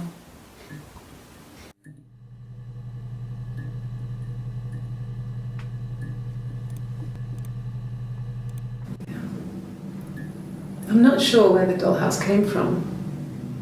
I don't know if it was given to them or they inherited it. I mean, they wouldn't have had the money to buy it. It was so huge. It must have been taken up to the attic in parts and then reassembled up there. It's a beautiful thing. Wallpaper to scale, little furniture, the lights work, mirrors, beds, big duvets and pillows. We spent hours and hours playing in it, invented all these characters and families who lived there. We wrote paperwork for them all, passports, diaries, and gave them all really elaborate stories. Once, a moth got trapped in there. We'd left a light on. It was making the most horrendous noise. We tried to kill it, but it was tough. We ended up crushing it under a copy of the Arabian Nights.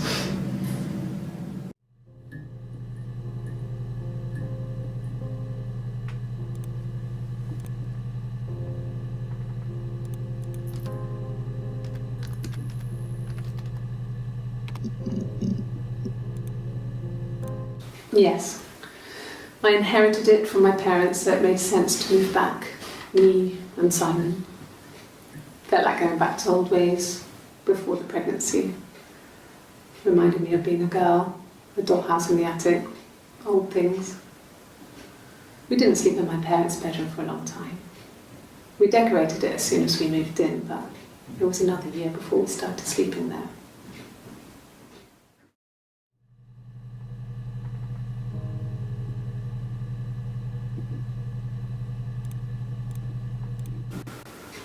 In the bedroom,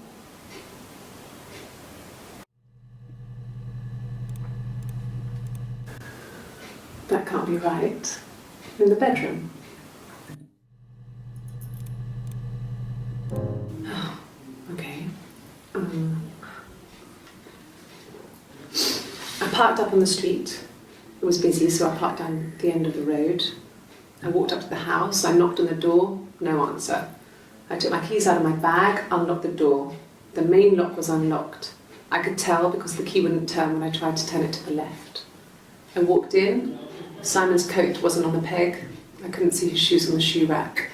I shouted out for him. I walked straight into the kitchen. He usually sits in there to have a cup of tea and read his paper. He wasn't there. I touched the kettle. It was cold. I looked quickly into the living room. Nothing. I walked upstairs to the bedroom. He wasn't there. I didn't search for him because it was pretty clear he wasn't there. Then I had a shower. Whilst I was in the shower, the phone rang. I think it was Eric, his boss. I didn't answer it. Then I came out and I was just exhausted. So I lay down on the bed and I fell asleep, but I didn't mean to. I woke up a couple of hours later and I was surprised to see no one in the bed next to me. And then I remembered where I was and what had happened. That's when Eric called again. I spoke to him. Then I called Simon's parents. And then I decided to come and see you. That enough?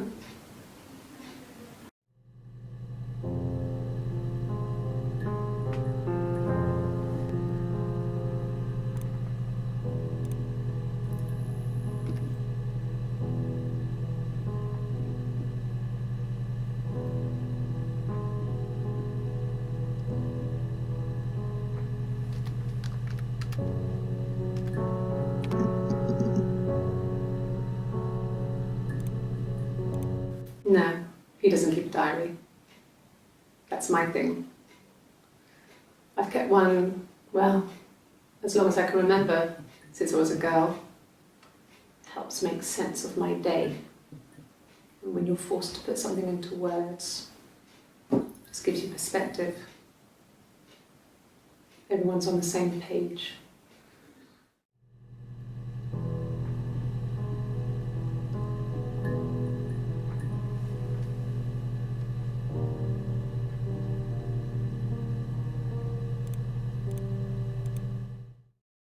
The mirror.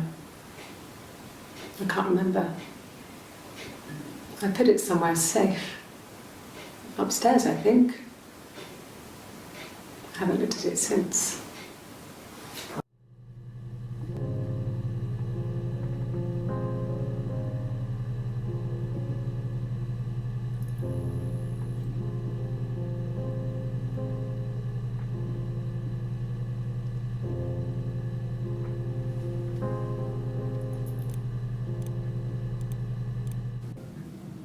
So I moved out. Got a small bed sit. Got my tattoo to mark the occasion.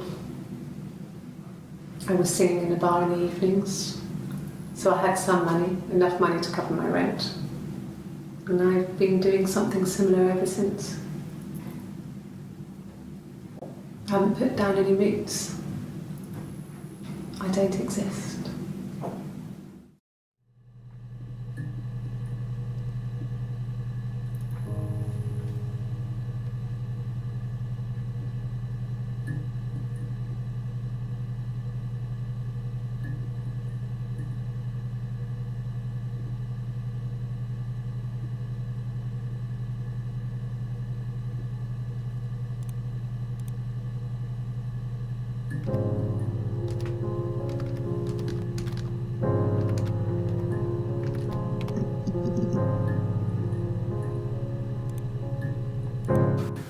When will the police let me back in the house? And they let me take a bag of clothes with me, but...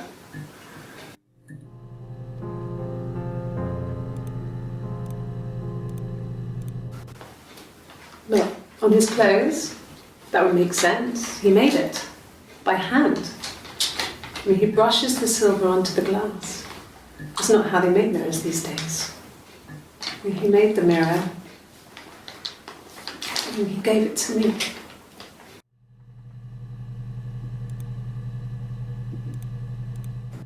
It happened very quickly.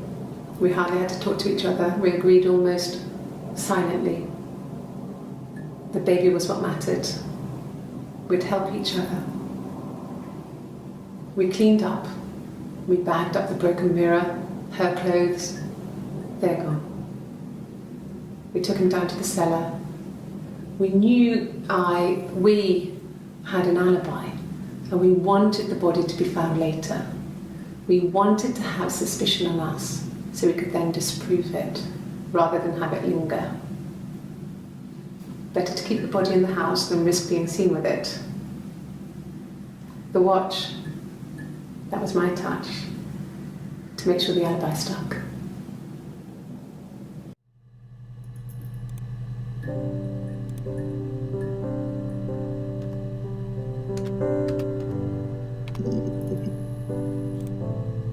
Yes, I always pull it shut and then lock the bigger lock with the key.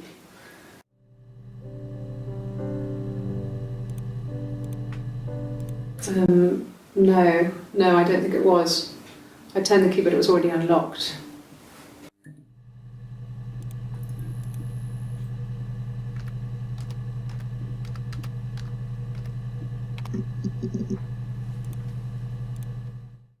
Yeah, I had to let myself in. The door locks if it swings too.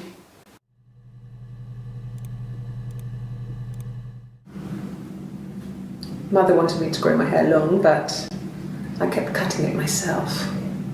I wanted to look like my reflection. She always had short hair when she was little. Mother would hide the scissors, but I would find a way. Cut it with a bread knife, something like that. My reflection would always leave her house and go on adventures, but I never could. Mother taught me at home, and I had books and TV. Oh, TV was magical, but it was only on when it wanted to be, so I spent a lot of time reading books.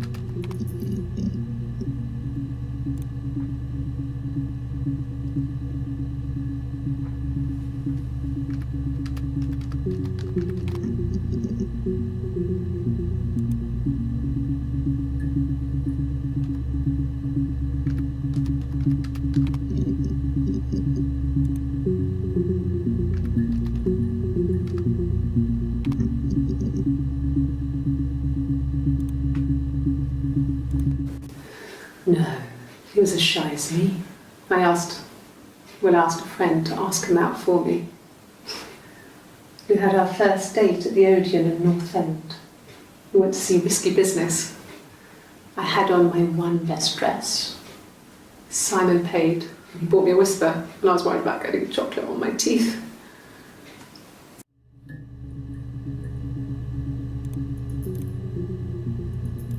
Asked the hospital.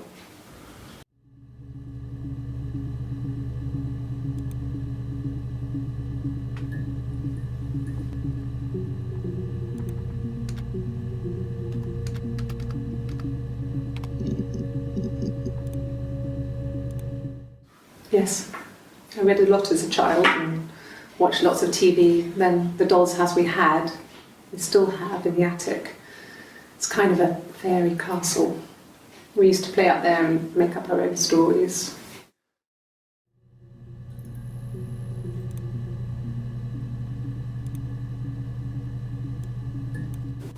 Yeah, we were 17. It was a nice wedding, people said. Simon looked very handsome in the photos. His parents paid for everything, but he's an only child, so it was important to them. It was what they called a shotgun wedding, but if you looked at the photos, you couldn't tell. The dress was beautiful. It looked like Princess Diana's. The train wasn't quite as long, though. There's a great photo of the bridesmaid helping to carry it out of the car.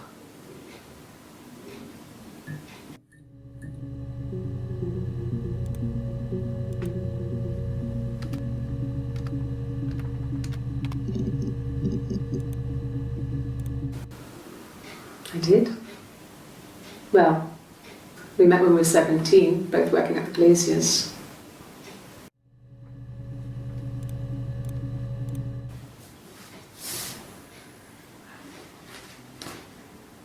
Okay, she's being chased. They're trying to catch her because she did something bad. I guess she broke the rules. Or maybe they think she did something bad. Maybe it wasn't her fault. She looks scared, not guilty. Maybe it was mistaken identity. Did they catch her there? I don't know.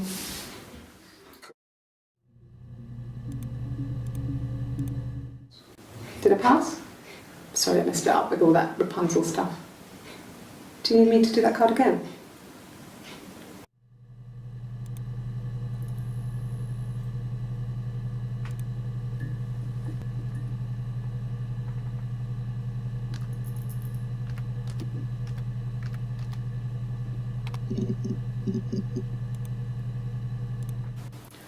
It wasn't the present so much, it was one of those arguments that had been simmering for a while.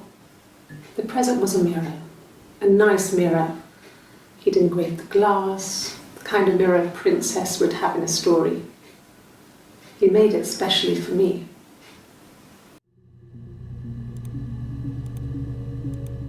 Yes, like a story. A beginning, a middle, and an end.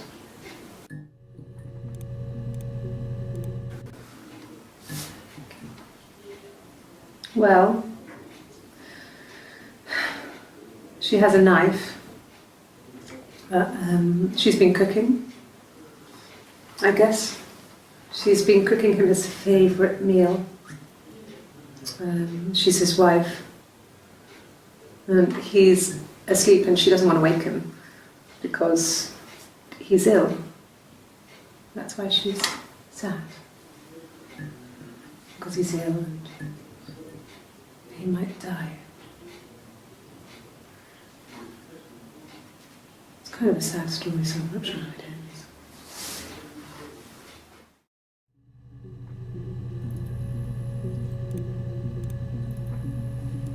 Well, she wasn't my real mother, but she raised me. Do you want to take the story? It's a real-life fairy tale.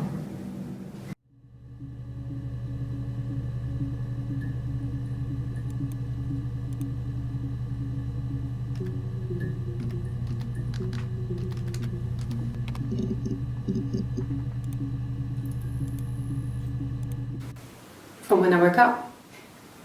Okay. I woke up. Simon was already up, and he made me birthday breakfast of eggs Benedict. We both had to go to work, so we saved presents till later. I got to work, had some birthday cake, children sang me happy birthday. Then I came home. The birthday meal was a takeaway, and Simon gave me his present, which I didn't mind.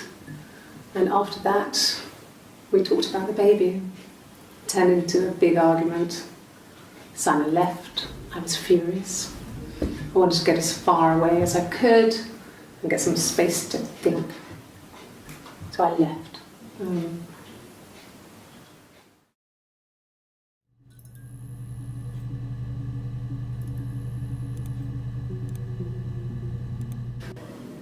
You have children?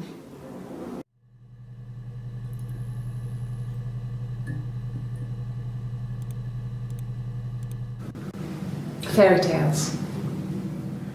Stories about lost princesses, evil witches, magical mirrors and lost children.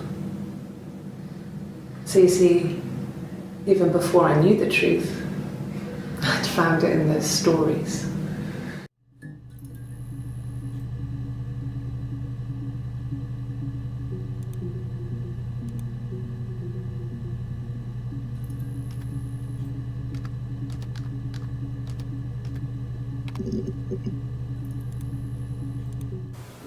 Okay.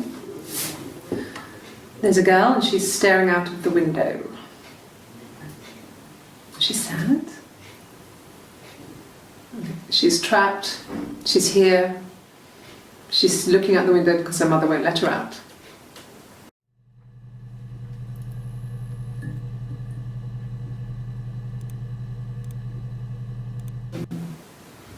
No, they were shut. Most of the windows were really hard to open anyway. They're stifling in summer. They were painted over by my dad. Could have left a door open accidentally. Or there's a cat flap in the back door.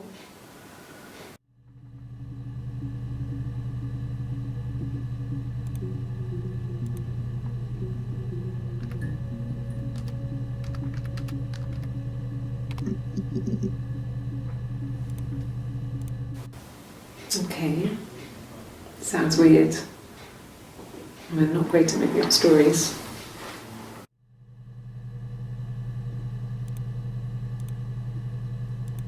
Really? Okay. Here's the rest.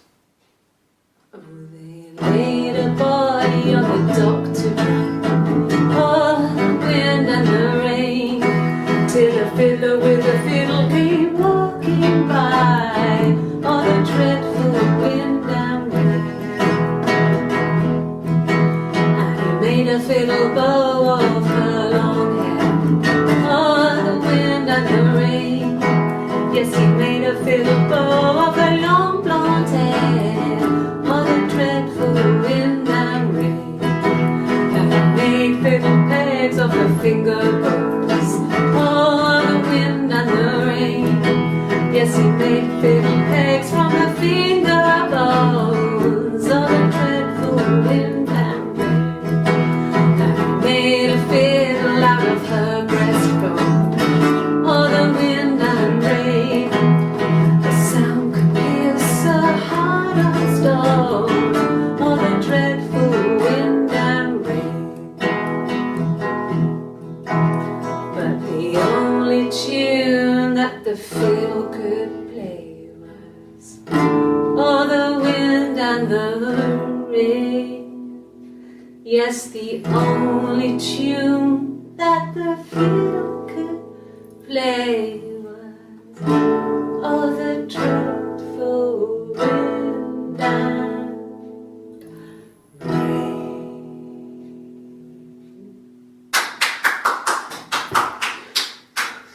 Anything you sing may be used as evidence against you.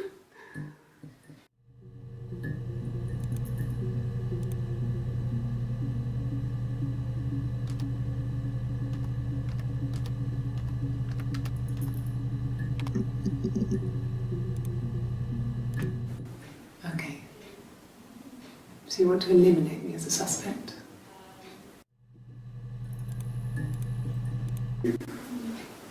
That should eliminate me as a suspect. If I was in Glasgow, can't be in two places at once.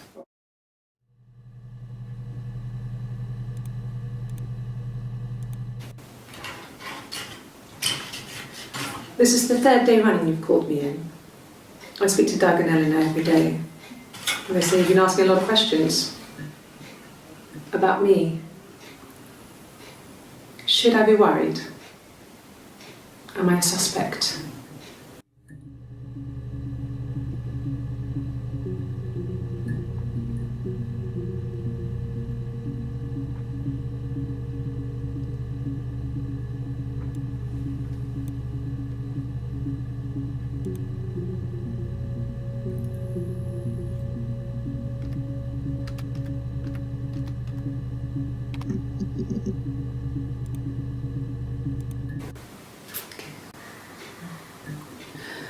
It was after dinner. I'd spoken to Simon's parents on the phone. I looked up for an early night and I suddenly had this thought. I think it was something his mum had said. She'd been speaking about old stuff, sad stuff, about when we lived there, about the baby. There's some boxes in the cellar, nursery stuff we never needed, and I never had the heart to throw out. And I suddenly remembered that when I'd looked down there the week before, those boxes, that pile was in the wrong place. I went cold all over. I went down there with a torch and went straight to the back, and that's when I saw the bin bags. Pulled them open, saw the body. I screamed, and that's when I called the police.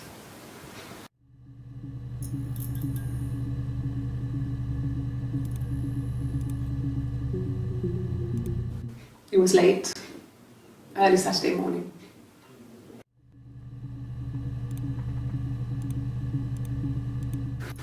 No, I don't think so. Glasgow was deserted that early in the morning.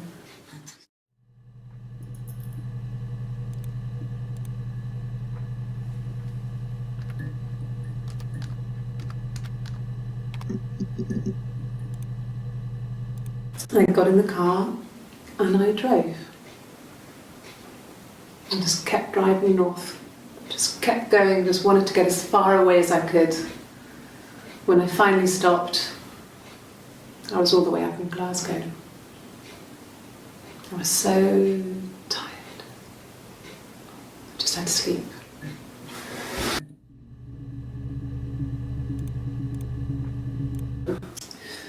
I think when I drove back it was about 8 or something. And I got back to the house about 3.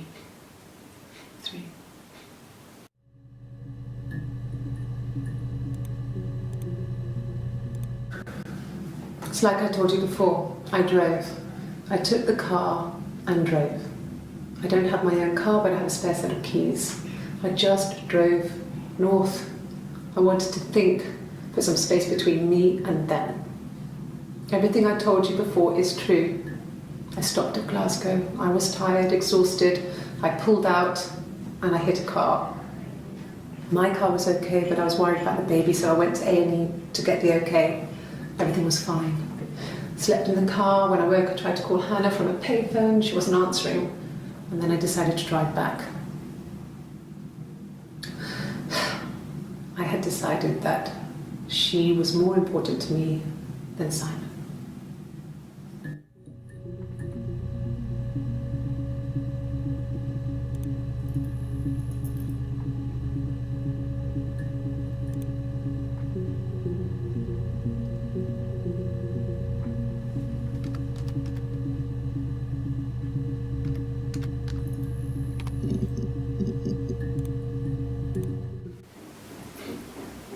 I wasn't in the house.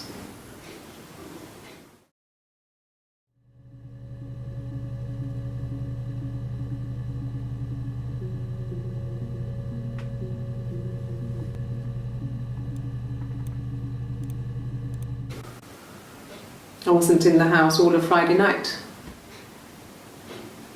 After the argument, after Simon left, I left too. I was upset and I wanted to get away. So I took the car.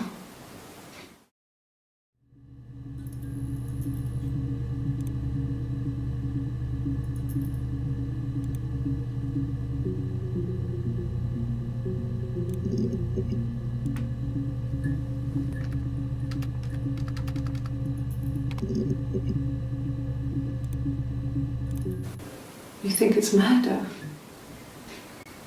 I mean, clearly it's murder. What can I do to help?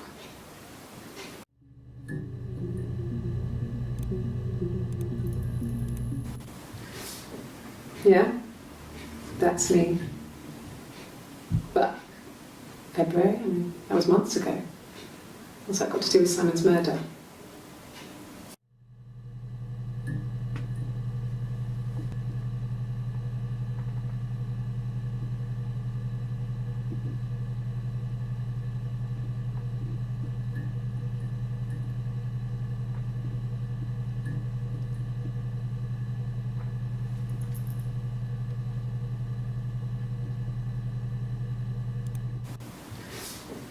Yeah, that's me.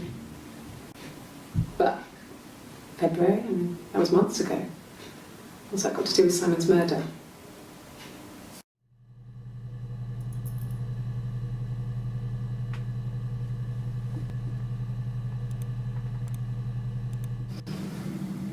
I didn't murder Simon. You've got it wrong. You've got the wrong person.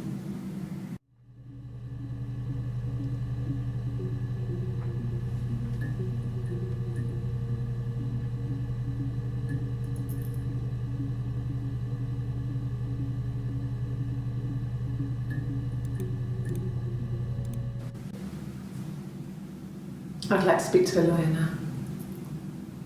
Please. You have no murder weapon. You have nothing. And all these stories we've been telling each other, just that. Stories.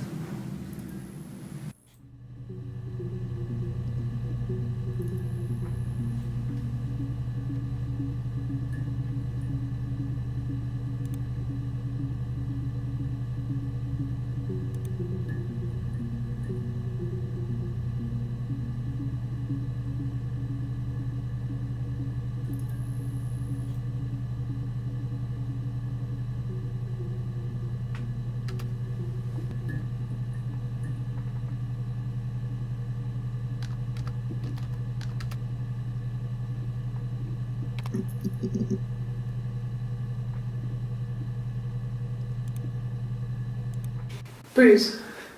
Oh, yeah, no, it's nothing. I was going through the top cupboard in my kitchen and the chair slipped and I kind of hit the door with my face. I mean, it hurt like hell.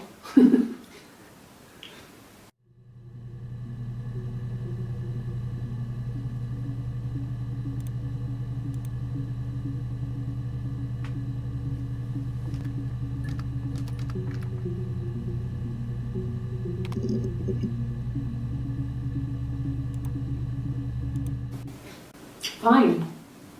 I've never had my fingerprints taken before. I once put my hand on the oven.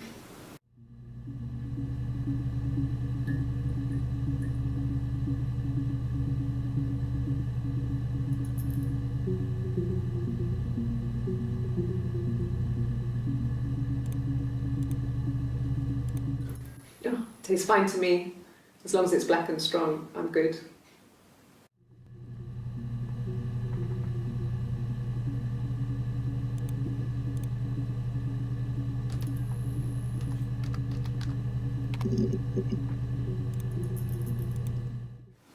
No, it's okay. The other detective has just gone to get me one.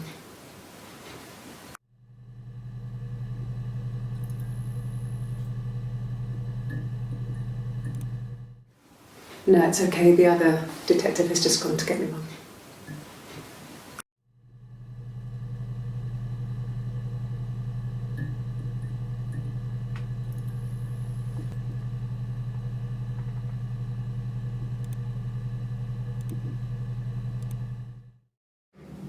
My sister is gone. And she's never coming back.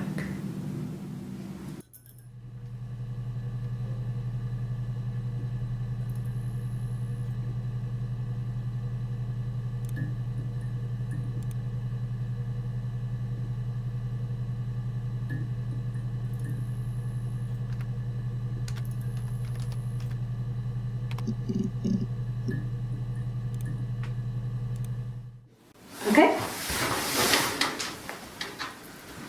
I've given blood before. Do you need to take that for your records?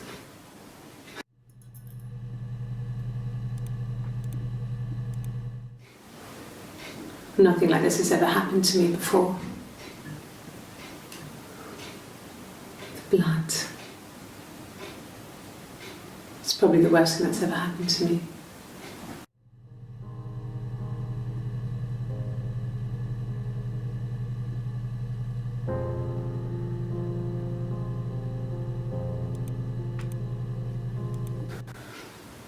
Well, fine, considering. I got back into the house today, and that was weird, knowing your people had been there through my things. It's like I'd been burgled. Only worse, obviously. I don't know. I haven't looked in the cellar yet. They sent a cleaner in. As good as new, he said. But they had to throw some stuff out. Couldn't get the blood out. And I'm still waiting to hear from the coroner so we can get a date set for the funeral. It's going to be a cremation. So,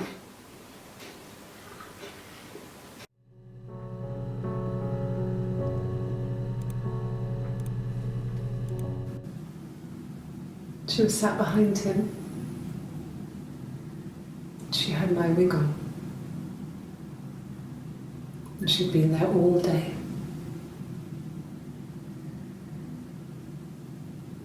And she had blood on her.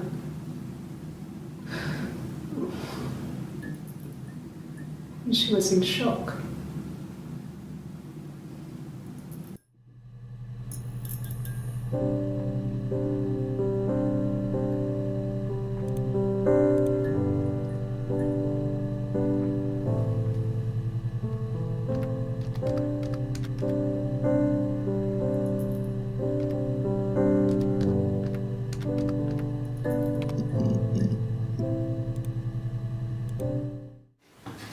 Fingerprints. Yes, yeah. I would have cleaned them. I changed the sheets too. With the fingerprints in all those places.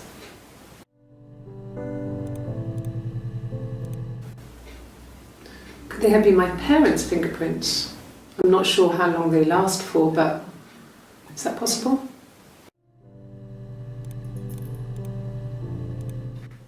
Really? Go on then, take the cup, run your fingerprints.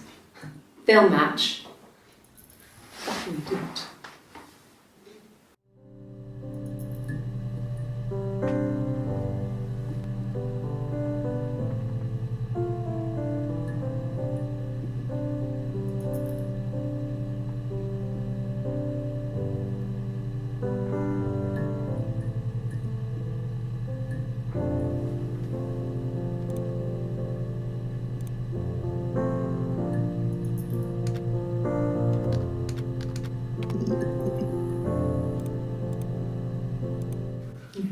Thanks. Please find Simon. I love him so much.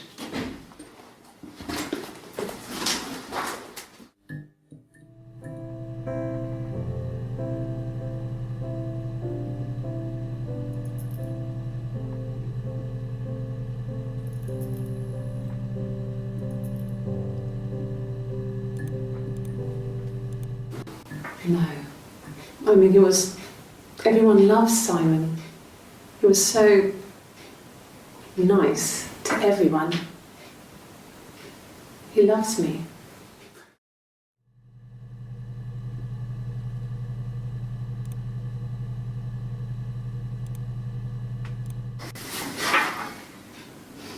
cute. You must love them very much. What ages are they?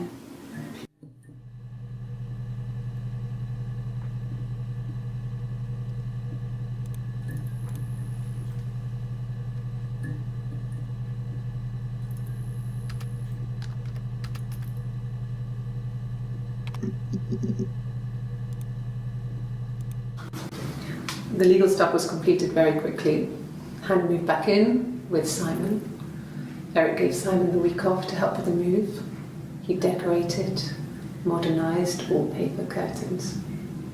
Hannah insists the attic be left as it was, dollhouse and all. Simon never went up there.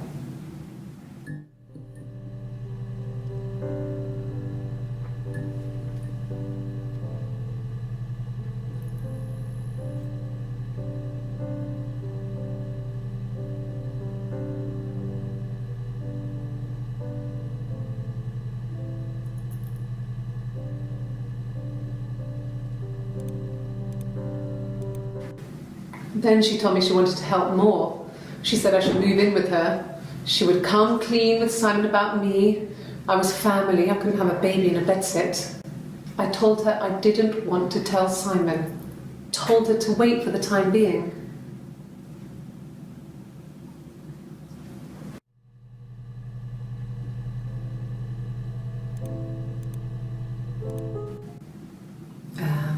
When she went home, Simon had a birthday tea waiting. Afterwards, she told Simon about me, told him I was pregnant. She wanted me to move in with them, this sister he didn't know she had. She knew that instant. The look on his face.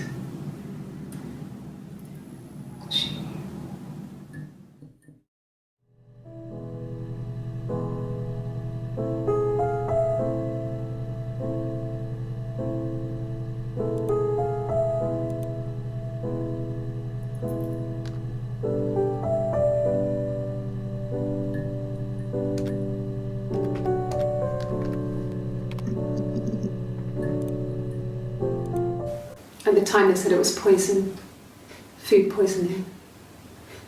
I mean, I felt so guilty.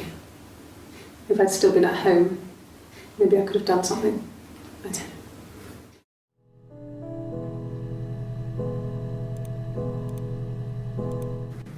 Yes.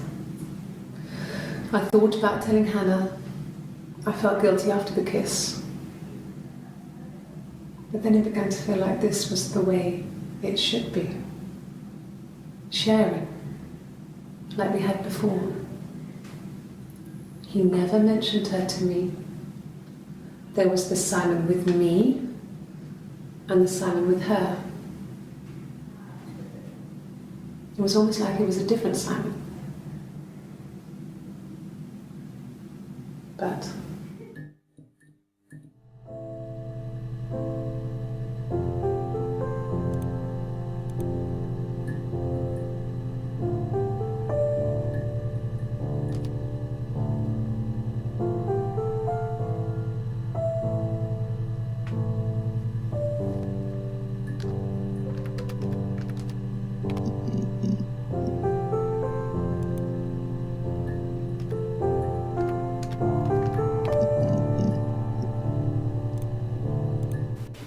then my parents died. It was the worst year of my life. The miscarriage and then my parents.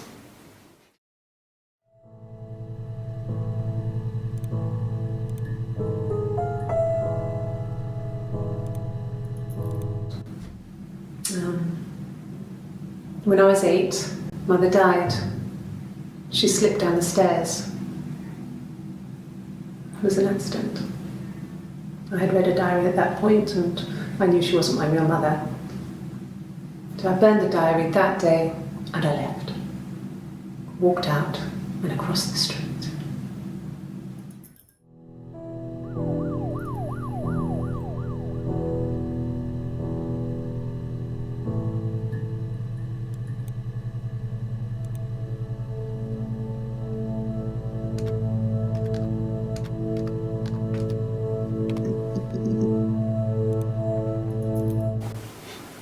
Simon's parents offered to put me up, but I didn't think it would be a good idea. It would be too sad. Not right now. I'm staying at a friend's.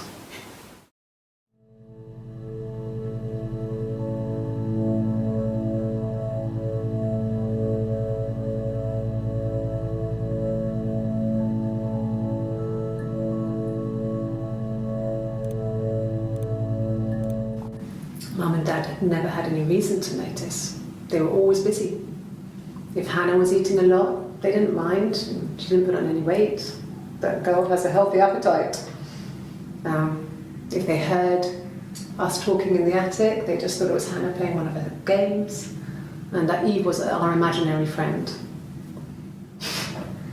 Once, she was already up and dressed and ready to go to school, and I snuck down for a piss.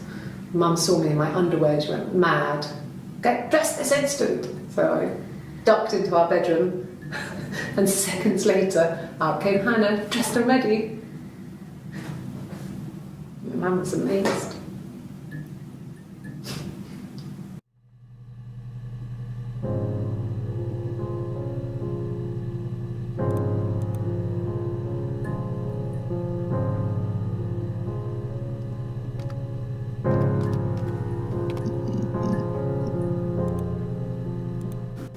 Yeah, when I was at school. I worked part-time in the front shop. It was sort of an extended family thing. My dad used to work there, my mum worked there before I was born. I took care of paperwork, filing, typing out invoices, that kind of thing. It was a good job for a girl back then. I didn't work a till or anything though. I was quite shy, so I wouldn't have liked to have worked a till.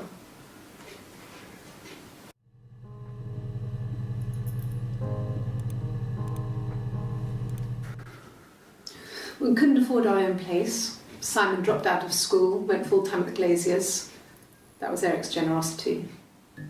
We moved in with his mum and dad. They had a spare room for us and the baby, if it came. It was a nice change, time to myself, living there for those months, full of hope.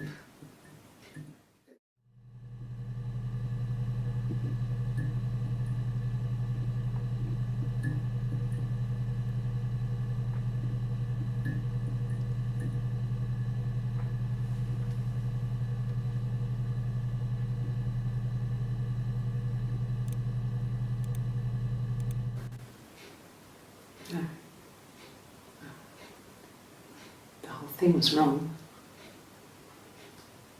The bags, I think they were from our kitchen, you can probably check that. We never go into the cellar. It's just a place we put things we don't need. Dad used to grow mushrooms there. The bags were taped up. I think it was parcel tape, but I think it was ours.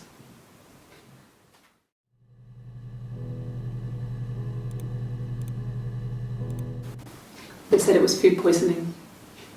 There was something in the food they ate. My dad liked to pick mushrooms, grow them too. They said it was the mushrooms. It was hard to believe. Death caps. They have a skirt around the cap. My dad taught me that. But, the police had no reason to think it was suspicious. They lived alone and no one had any reason to hurt them.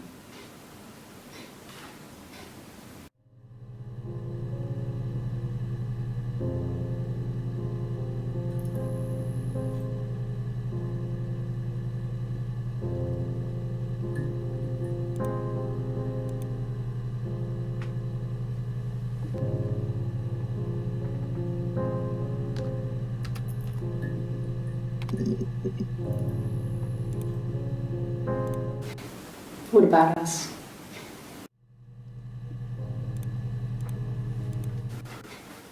I guess you could call it that, but we were both happy to get married. It was a beautiful wedding. We had our first dance to Come Back and Stay. I'm not sure if that's a good wedding song, but I loved it. I chose it. I mean, it was genuinely our first dance. We'd never danced together before. It was probably awful to watch, but I enjoyed it. It felt like it was just me and Simon for that moment. Just the two of us.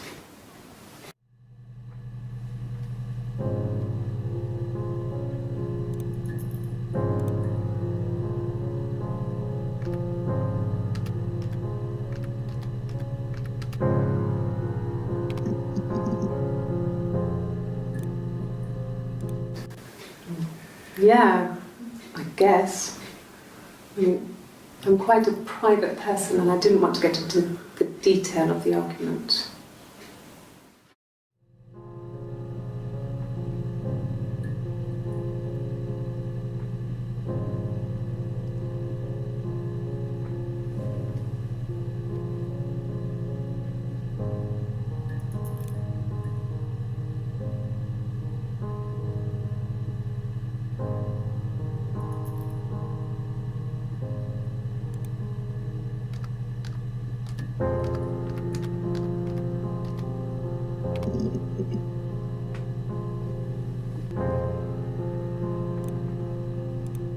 Yes, that's my birthday.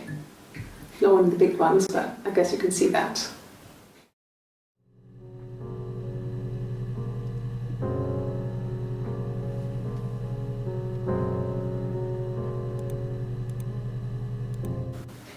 It was my birthday, like you said.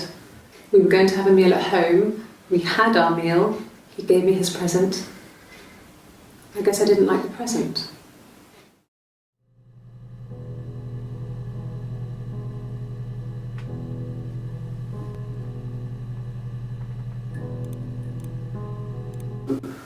No. Well, yes. He found out on my birthday. I told him I was pregnant.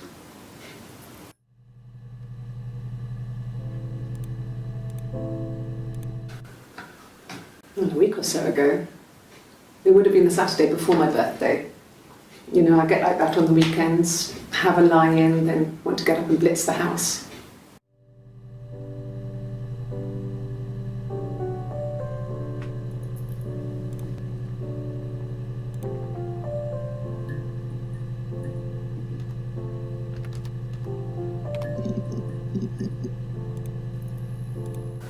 Okay, I'll try my best to remember.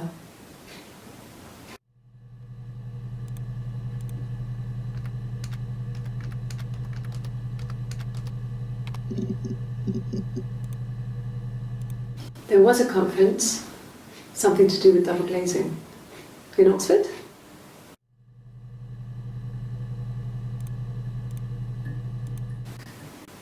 Are you sure? What would he be doing in Oxford if there was no conference? I remember calling him. He said it was boring and he spent most of the time at the bar.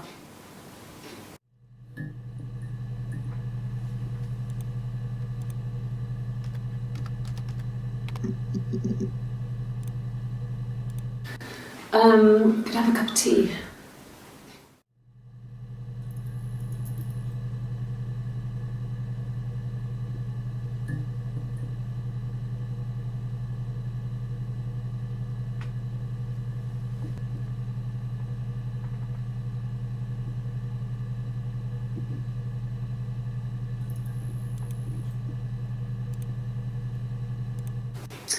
A cup of tea would be good, thanks. Just one sugar.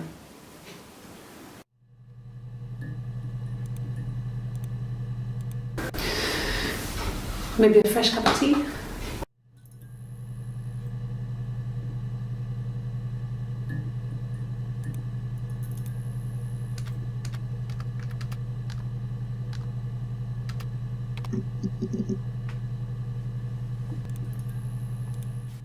I mean, what if they were crazy? You hear about these crazy people all the time. I mean, why would anyone who knew Simon want to kill him?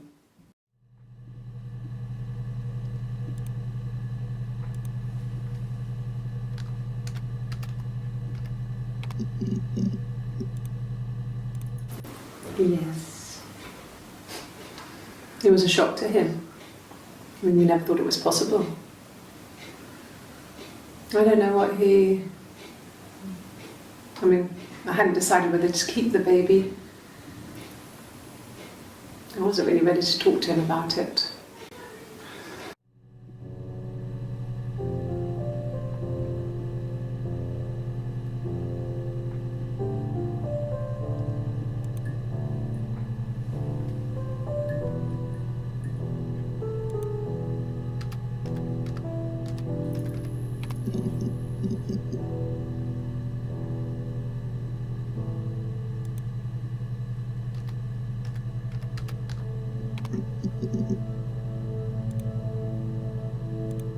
Sure, I think.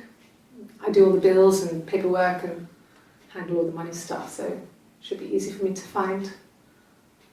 Do you want them dropped off to you?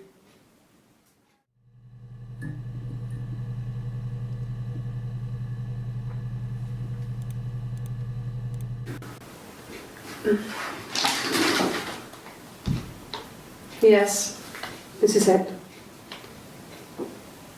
He made it himself. It's a special one-off. He made it. He decorated it. That's his thing. Where did you find it?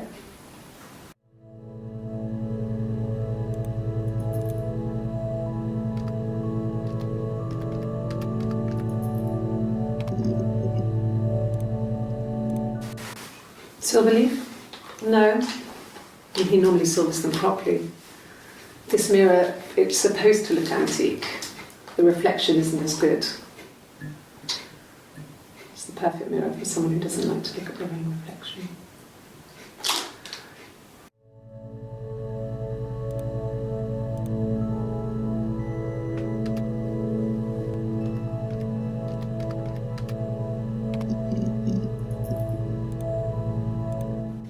Sure. Yes, of course, if that would help. Will you phone the house to let me know when you want to come round? Then I can make sure that I'm there.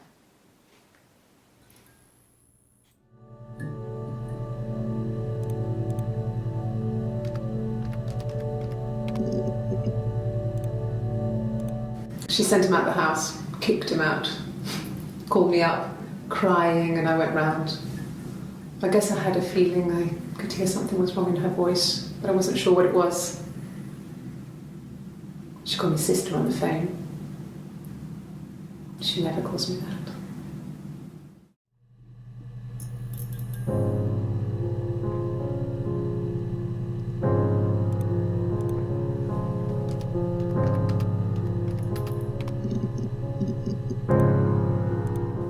No. I'm not sure what strange would be, but he hasn't been acting odd. He's been busy at work, but nothing too stressful.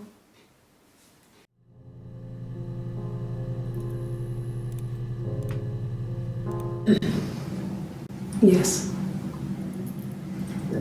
The first time we saw each other, it was strange. We both realised at the same moment, I think. We must have seen each other before, but there was this instant when we first realised it wasn't a reflection. The reflection was staring back. I think I was 5. It was my birthday. My reflection was wearing a party hat and waving. I knew what party hats were from books. And it suddenly occurred to me, today must be my birthday. I waved back and we just spent ages waving at each other and copying each other's movements.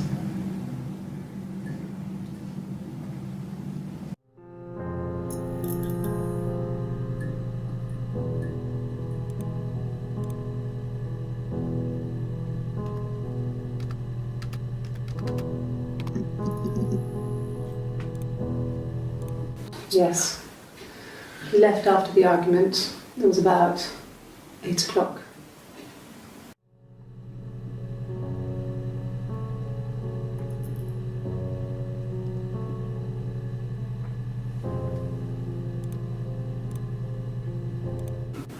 No. I lost the baby. I had a miscarriage at 8 months.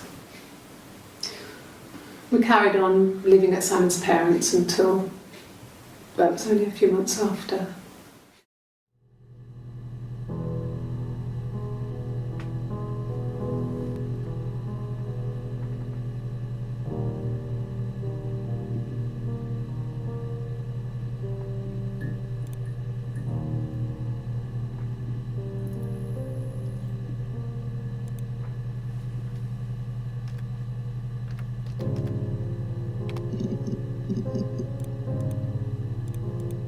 No, not drugs. I mean, he drinks, but never very much. He goes to the pub and has one or two. Sometimes we go together. He drinks wine with food, but no, he doesn't have any kind of drinking problem.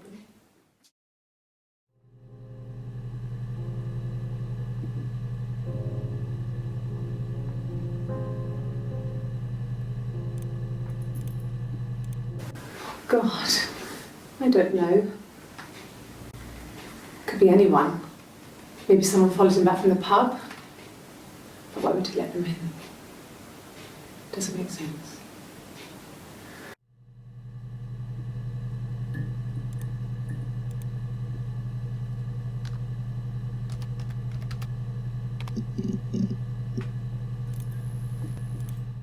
Suicide? No. I mean, he would never do anything like that. He is not the kind of person to do anything like that. I mean, to hurt himself? No.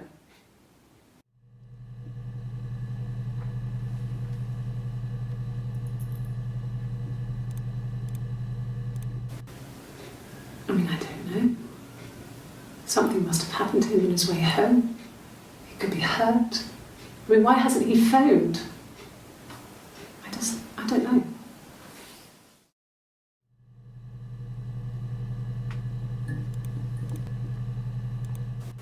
Hurt someone? Yes.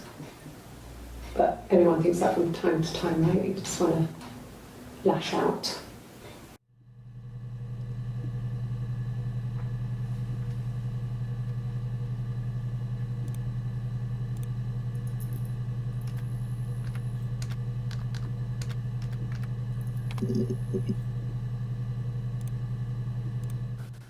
There's married couple stuff. A stupid argument, nothing specific. No one knows how to push your buttons better than those you're close to.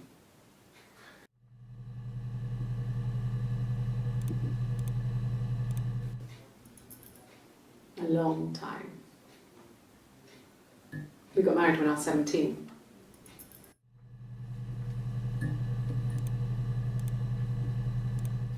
Childhood sweethearts. Something like that. Are you married, detective?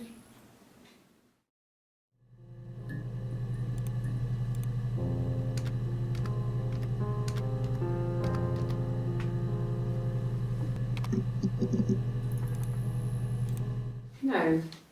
I mean, yes, we have arguments, but no, he never runs off. He always comes back.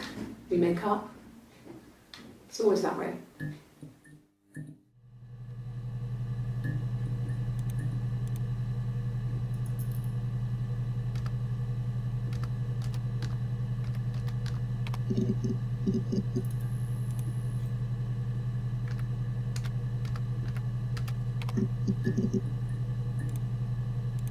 No, no one has been in the last few weeks. We had a plumber come in 3-4 weeks ago. Someone summoned you from the rock.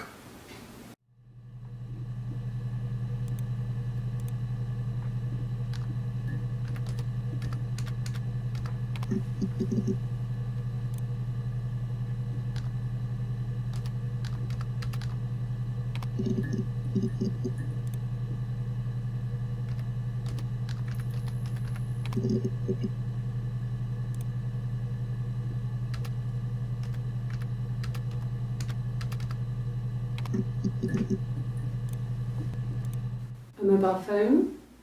Yeah. Well, they have one for the glaziers, but it's only for work. I can't remember the number. Oh, it's in the kitchen. I saw it plugged into its charging cradle.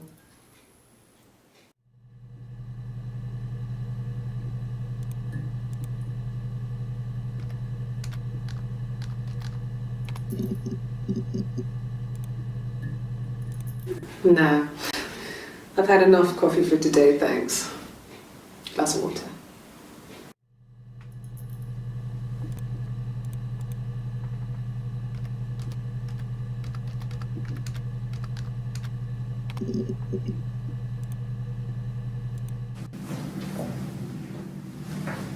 He saw me singing one of my shows, pure chance. Not sure I remember what he was even doing there.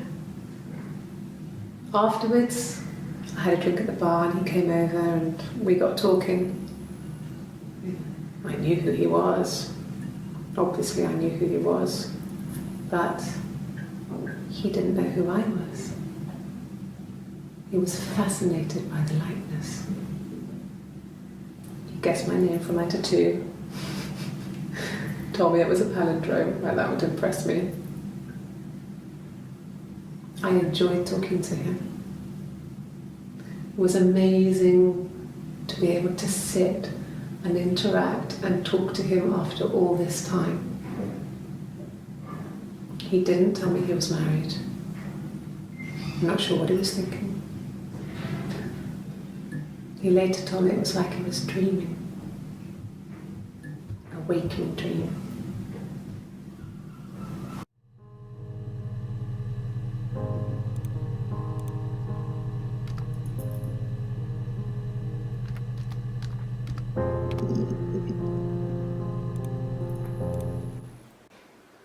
Black coffee, thanks. No sugar. Sweet enough as it is.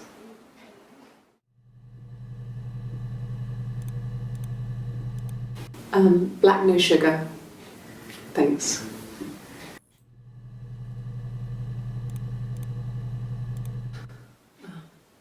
Coffee, I guess. Milk and sugar.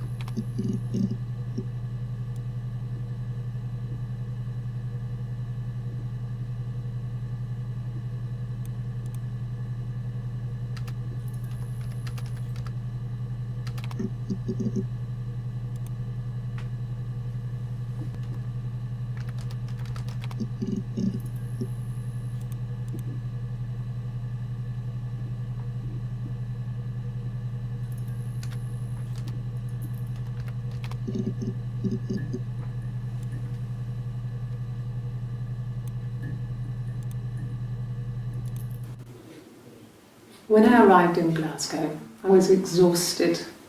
The streets were empty. I was driving badly. And I hit a taxi. Not a big crash, just paintwork. The guy was so pissed off because I didn't have a driving license on me. But when I told him I was pregnant, he made sure I got to the hospital so they could check me out. It was fine. The hospital must have details when I was looked at. There's a scratch on the car.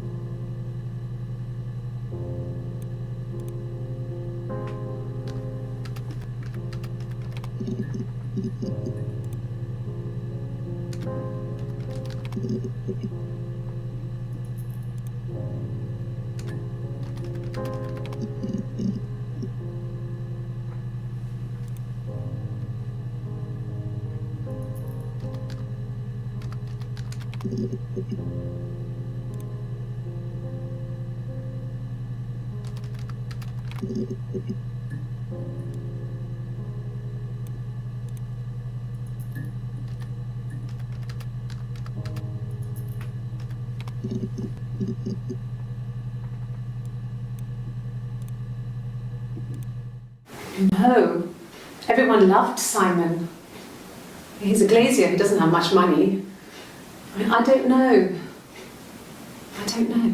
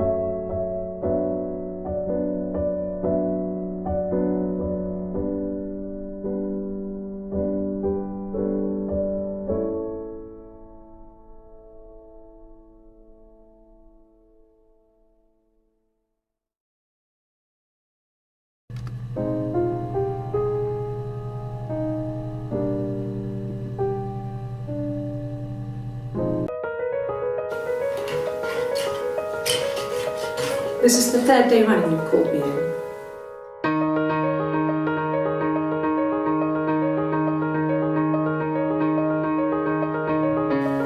Hurt someone.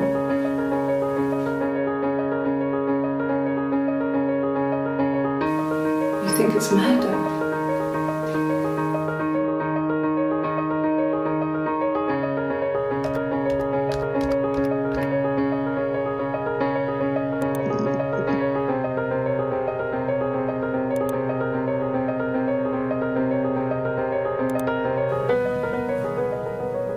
I'd like to speak to a lawyer now. Please. You have no murder weapon. You have nothing. And all these stories we've been telling each other. Just that. Stories.